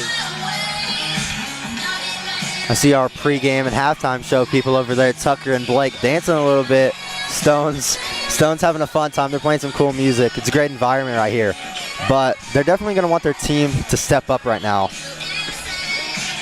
Down about 26 points to the Upperman Bees. And I feel like the O-line and D-line for both teams, it's been a draw. They've both played pretty good. Maybe Upperman's D-line is getting to Noah Potter more than the Panthers are getting to Bronson Chaffin. But it's kind of been a wash. But the skill players for Upperman have really played better than Stones, in my opinion. Shea set to kick. Probably his best kick of the night. It's a low kick. It's touch. It's recovered. Number 10, Barlow hits him hard. And a penalty flag marker comes out on the play. Looks like that might be on Stone. They're looking at each other like, what happened? And I didn't see it from up here, so. there was no Upperman player in the vicinity of the flag when it was thrown. So I'm not completely sure what the flag is about. But like you said, special teams, they haven't played great.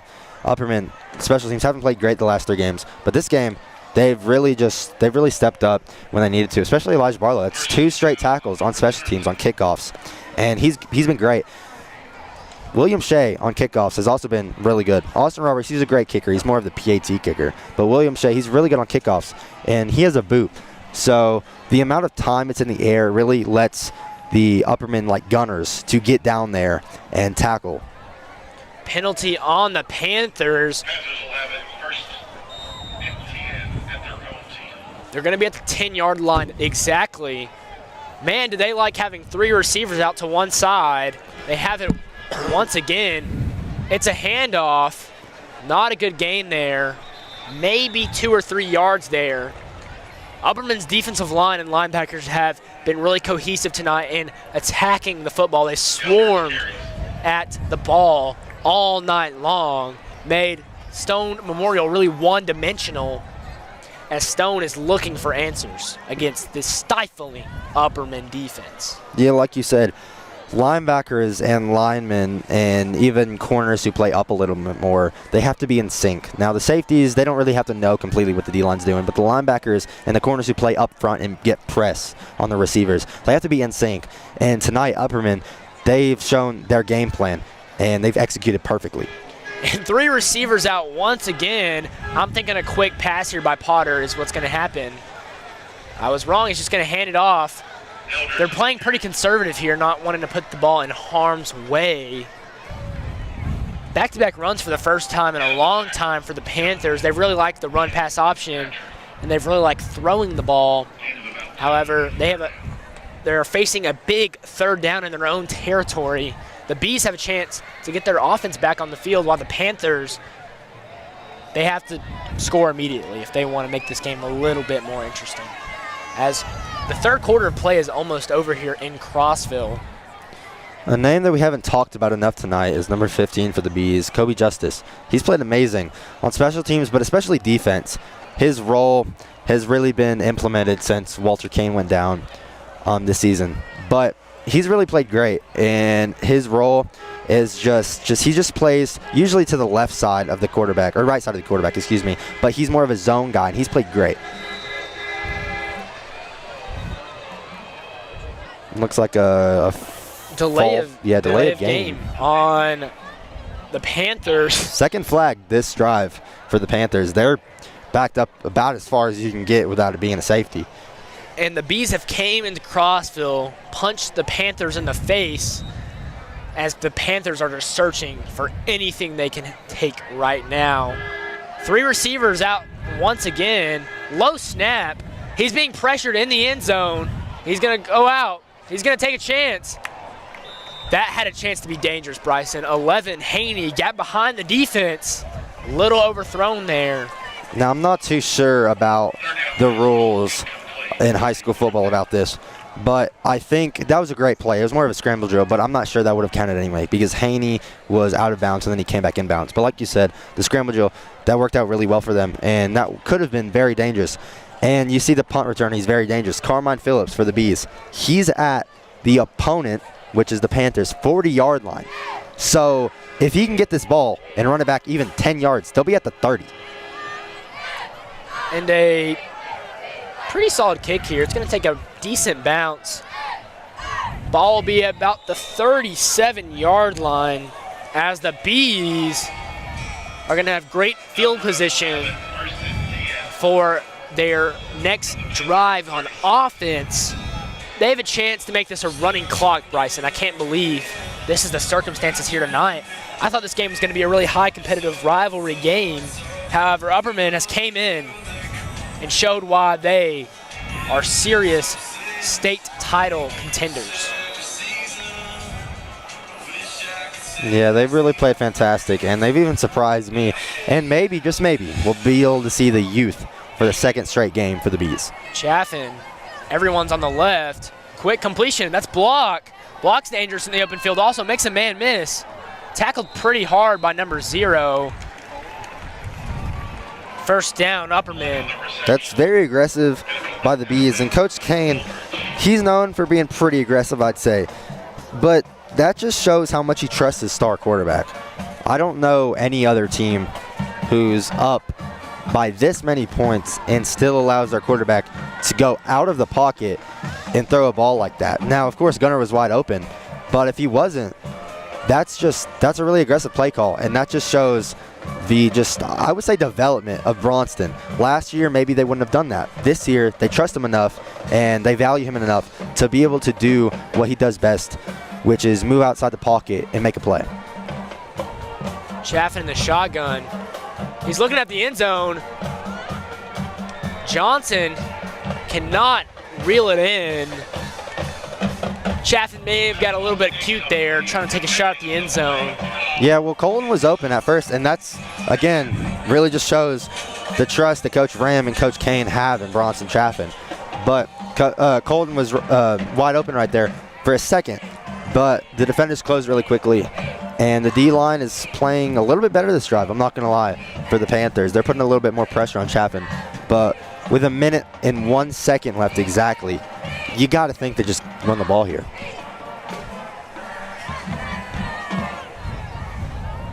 Chaffin in the shotgun. Just going to hand it off to his running back, Phillips. Not a great game there for the senior running back. Placing the ball at the Panthers' 16-yard line. Tate Porth checks in for the Bees. There hasn't really, in my opinion at least, there hasn't really been any standout players for the Bees.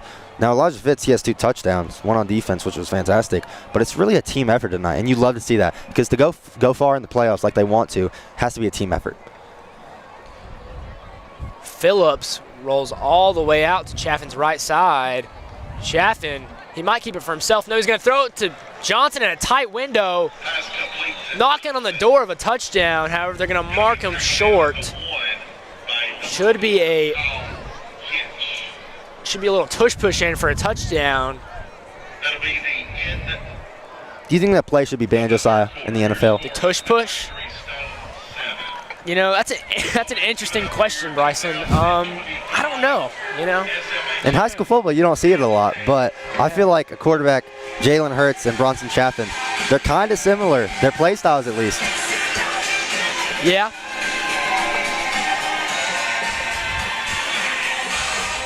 And the third quarter of play has ended here. Thank you to everyone watching at home near the UHS Hive. It's been a fun night in Crossville.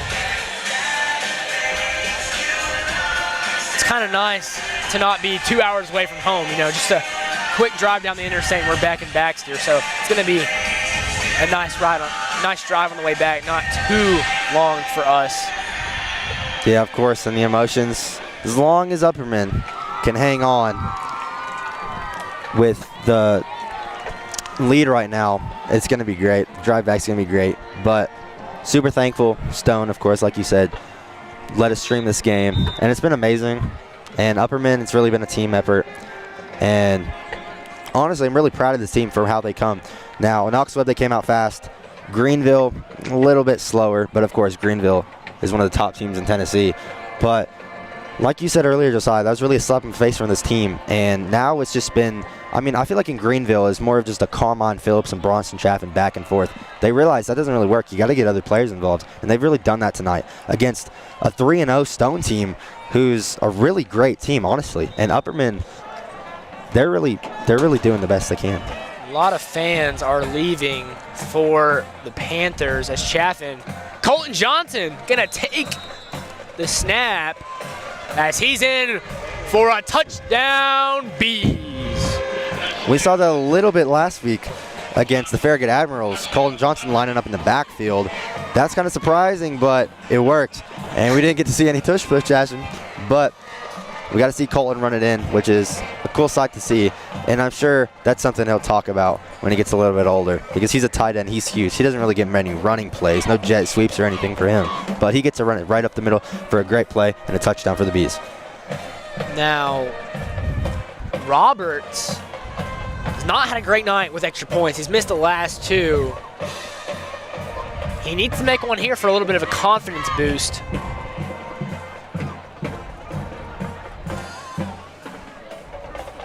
Gunner Block, the star receiver, set to hold as there's exactly 12 minutes left in this football game. Upperman, 39. B.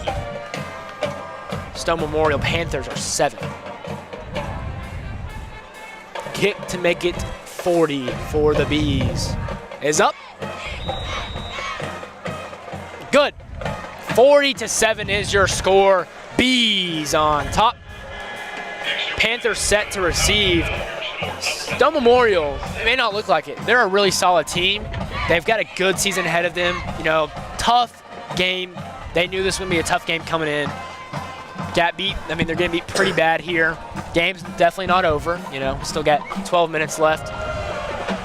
At what point, Bryson, do you think they should take out starters and maybe see the future? Like Stone Memorial, see the future. You know, they've got a bright season. They can contend in 4A. They haven't had their best game tonight. But when Stone Memorial's at their best, they can compete with pretty much anyone. Yeah, I feel like for Stone, I feel like it's just a respect team towards the seniors. I feel like it's a respect thing. You kind of have to keep them in the game.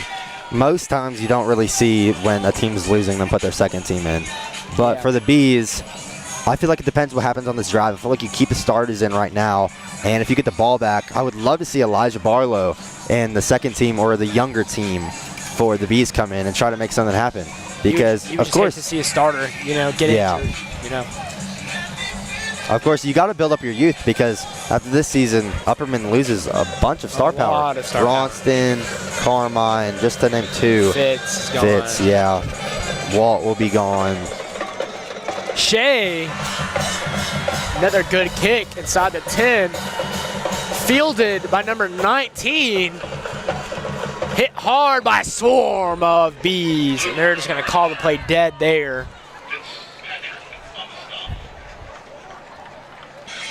Looks like some second team players for the Bees are coming in right now. Looks like Jacoby Beasley's coming in. Jackson Collins is coming in. They'll definitely have some starters to stay out, but some of these like borderline first, second team guys will definitely get some reps in here, as I still see Colton Johnson, Elijah Fitz out there, Carmine Phillips. However, I do see some new faces on the interior defensive line. However, looks like Stone has the exact same offense they've ran the entire game out there. Potter takes a snap. It's number 0 on the carry, I believe. He was a captain before the game. Justice gets the tackle. Lincoln Eldridge on the carry, the captain for the Panthers. They're going to be at the 20-yard line as the clock is ticking down. This game Looks like Elijah Barlow and Jack Smith have come in, so that's a good sight to see. Yeah, those are 2 younger guys who haven't played as much and get some valuable reps here against a respectable Stone Memorial Panthers team. You know, Stone's a consistent playoff team, so they're playing against some pretty good talent out here. However, the Bees just kind of overpowered them tonight. Stone loves the receivers, all 3 of them to the right. Quick completion over the middle. And you guessed it, it's number 23. Caden Page. Caden Page. He's really, once again, he's really shown out this game. I just heard someone scream, "Go Bees!" Looks like some Bees fans are leaving. But last week, they struggled against Farhat, star Farragut receiver, who's kind of under the radar a little bit. Now, Caden Page, he wasn't really under the radar for us at all. We knew he was going to be a top target. But even in this loss, or what we're expecting to be a loss for Stone, he's played amazing, and he has a bright future ahead of him, especially this season. Potter, quick completion, and you guessed it, it's Page once again. Not a great gain, however, you know, if you're keeping up with stats, he might be close to 100 his game average. Yeah, this is how we were talking to Noah McKay earlier. Like we said multiple times, he's just, I mean, we kind of look up to him as announcers. And he's amazing at everything he does, but he was really talking about how Page, for averaging 100 yards, he hasn't seen nearly anything like this before over a whole season. Now, of course, it's only the 4th game, but if he can keep this up, I don't know, he'll definitely have an offer if he can keep that up. On pace for 1,000 receiving yards if you can do that. And very, very rare in high school football. Potter, heavy set next to right tackle. He's looking to the right side. He's going to take a shot down deep. Wondered if they call a little pass interference there. Think they got a little lucky. It was overthrown. Schaefer, the sophomore, with the coverage against the star receiver, Page. Upperman has played 4 straight good receivers, and they've had trouble with all of them. Page has been a little under the radar, so has Farhat, like last week. A little under the radar, I would say, just because the games haven't been super close. And Knox Webb was a little different because it was just 1 half, and they still might have had a chance to come back. However, rain delay. Shavar Young for Knox Webb was great, especially Zayden Anderson. We really liked him. They've been really battle-tested against top talent at wide receiver position, and I think it's going to be really beneficial for them once they get into the deeper playoffs. Eldridge, the junior running back, the captain, gets a couple there. Knox Webb and Greenville, they're both fantastic teams, but Greenville's up there with some of the hardest teams the Upperman's going to have to play in the playoffs. Yeah. Especially, like you said, having to go there. But, there's not much better talent at the receiver position that you're going to find in Tennessee. Like Shavar Young, Clemson. He had offers from Clemson, Georgia, Alabama, Texas A&M, Tennessee. This guy was the real deal. And Upperman didn't do terrible at guarding him. They held their own for a lot of the game, and they played Zayden Anderson, a 4-star Tennessee commit. Held their own for most of the game. They can handle some of these top-tier guys. As Potter is going to throw it out to number 4, and he's just going to flat-out drop it. Number 34 and Upperman got pushed to the ground after the play. Yeah, Jackson Collins looks like he just kind of flopped a little bit there. That's funny to see. But especially with the younger player, Liam Schaefer, he's starting at corner. That's a big position to be in high school football. Oh, absolutely. You got to set the edge sometimes. You got to get off the receiver blocks, and you got to guard. It's usually not the number 1 for Liam Schaefer because you have Elijah Fitz, but the number 2. But Liam, he's went up against Page multiple times, and he's not done terrible. He's done a pretty decent job. And I saw him line up against Shavar a couple times. And having your young guys get these reps against these star talent it's really amazing trying to build a future here. They're just going to punt the ball off. That could be the last time we see Stone Memorial's offense. A little interested to see who comes in at the quarterback for the Bees here. Find out shortly. Again, like to thank our sponsor for the game, J&S Construction. They've been super kind to us. Shout out to them. Shout out to all the viewers at home. We really appreciate all of you. And to me, it looks like Logan Choice is out at receiver. We love Logan Choice. He's our technical director and does a lot of good stuff for the UHS Hive. He's out there. Yeah, it looks like the second team is out there, so that's good to see. It does appear second team is in. Except for Tate Porath. He's had a fantastic game. He's running on the field.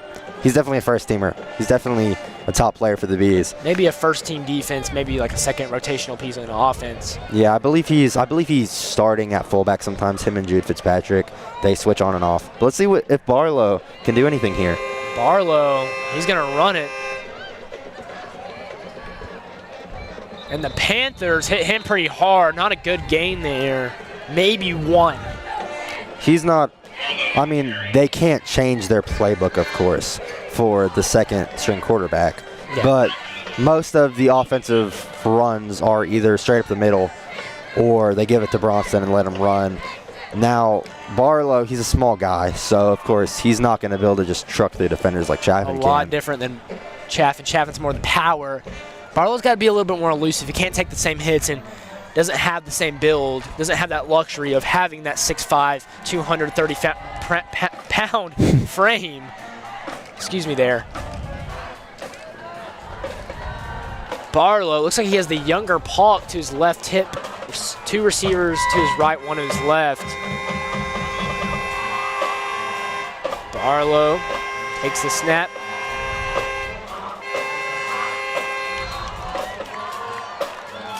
Not a great game there. You can kind of tell that this Upperman second team is playing against, I think that might be Stone's first team defense out there. Yeah, it's a lot of the first Or teamers. they at least have several first team defensive players out there.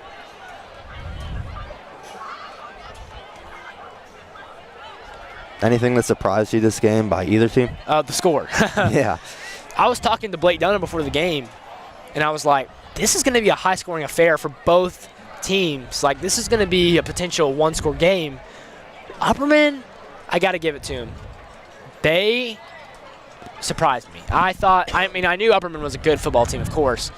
However, like, they came to Stone Memorial and showed Stone they were a different level of team. Barlow going to fake the handoff, keeps it for himself. Solid gain there as the clock will continue to run, and I believe we will see Stone Memorial's offense out maybe again tonight.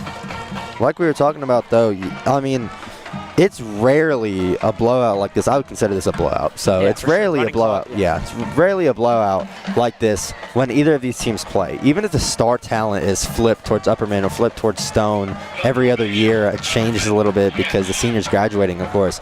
But it doesn't really matter to the talent on either team. It's usually a pretty close game, and Stone usually gives Upperman some problems.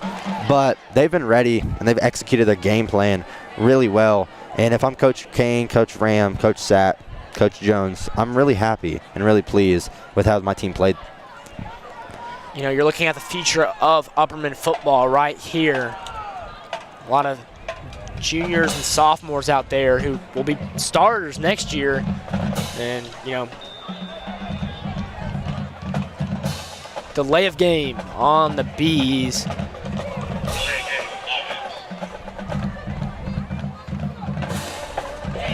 Clock continues to run.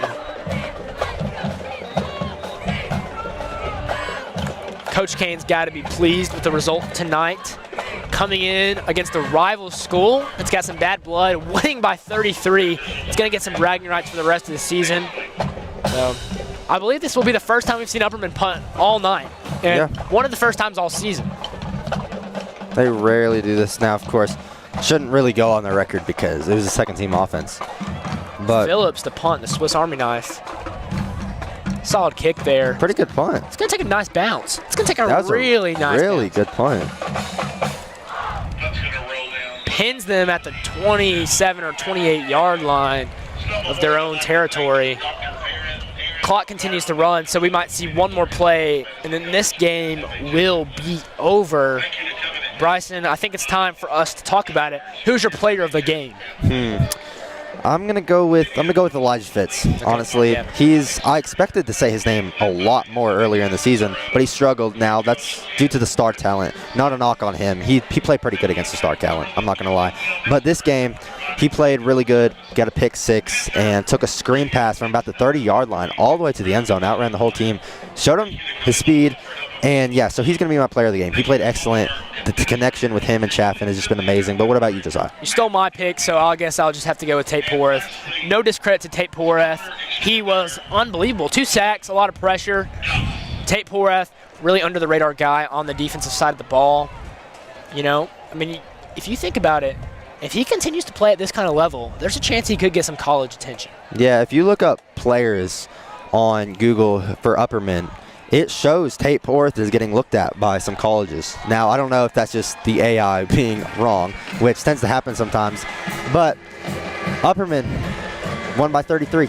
Miss Susie, of all people, will tell you that AI sometimes gives you wrong answers. However, the Bees win by 33. The score is 40-7. The Bees come here, punch Stone Memorial in the face, and a big win for the Bees. I would argue their most impressive win of the year so far. Definitely. Coming into a rival school and dominating. Was never close. The Bees show why they're a different class of team than the Panthers. Once again, thank you to Stone for letting us come here broadcasting the game. Thank you to J&S Construction, sponsor of the game. Thank you for all they have done for us and all the businesses and communities in Cookeville, Tennessee. Again, like to thank everyone for posting for the T-Mobile 5G Lights. We won $5,000 for our program. That's absolutely wonderful. We are the UHS Hive. I'm Josiah Nichols. I'm Bryson Reab. And we are coming to you from Crossville. Thank you all for watching the game. We'll be live next week for homecoming against Beach.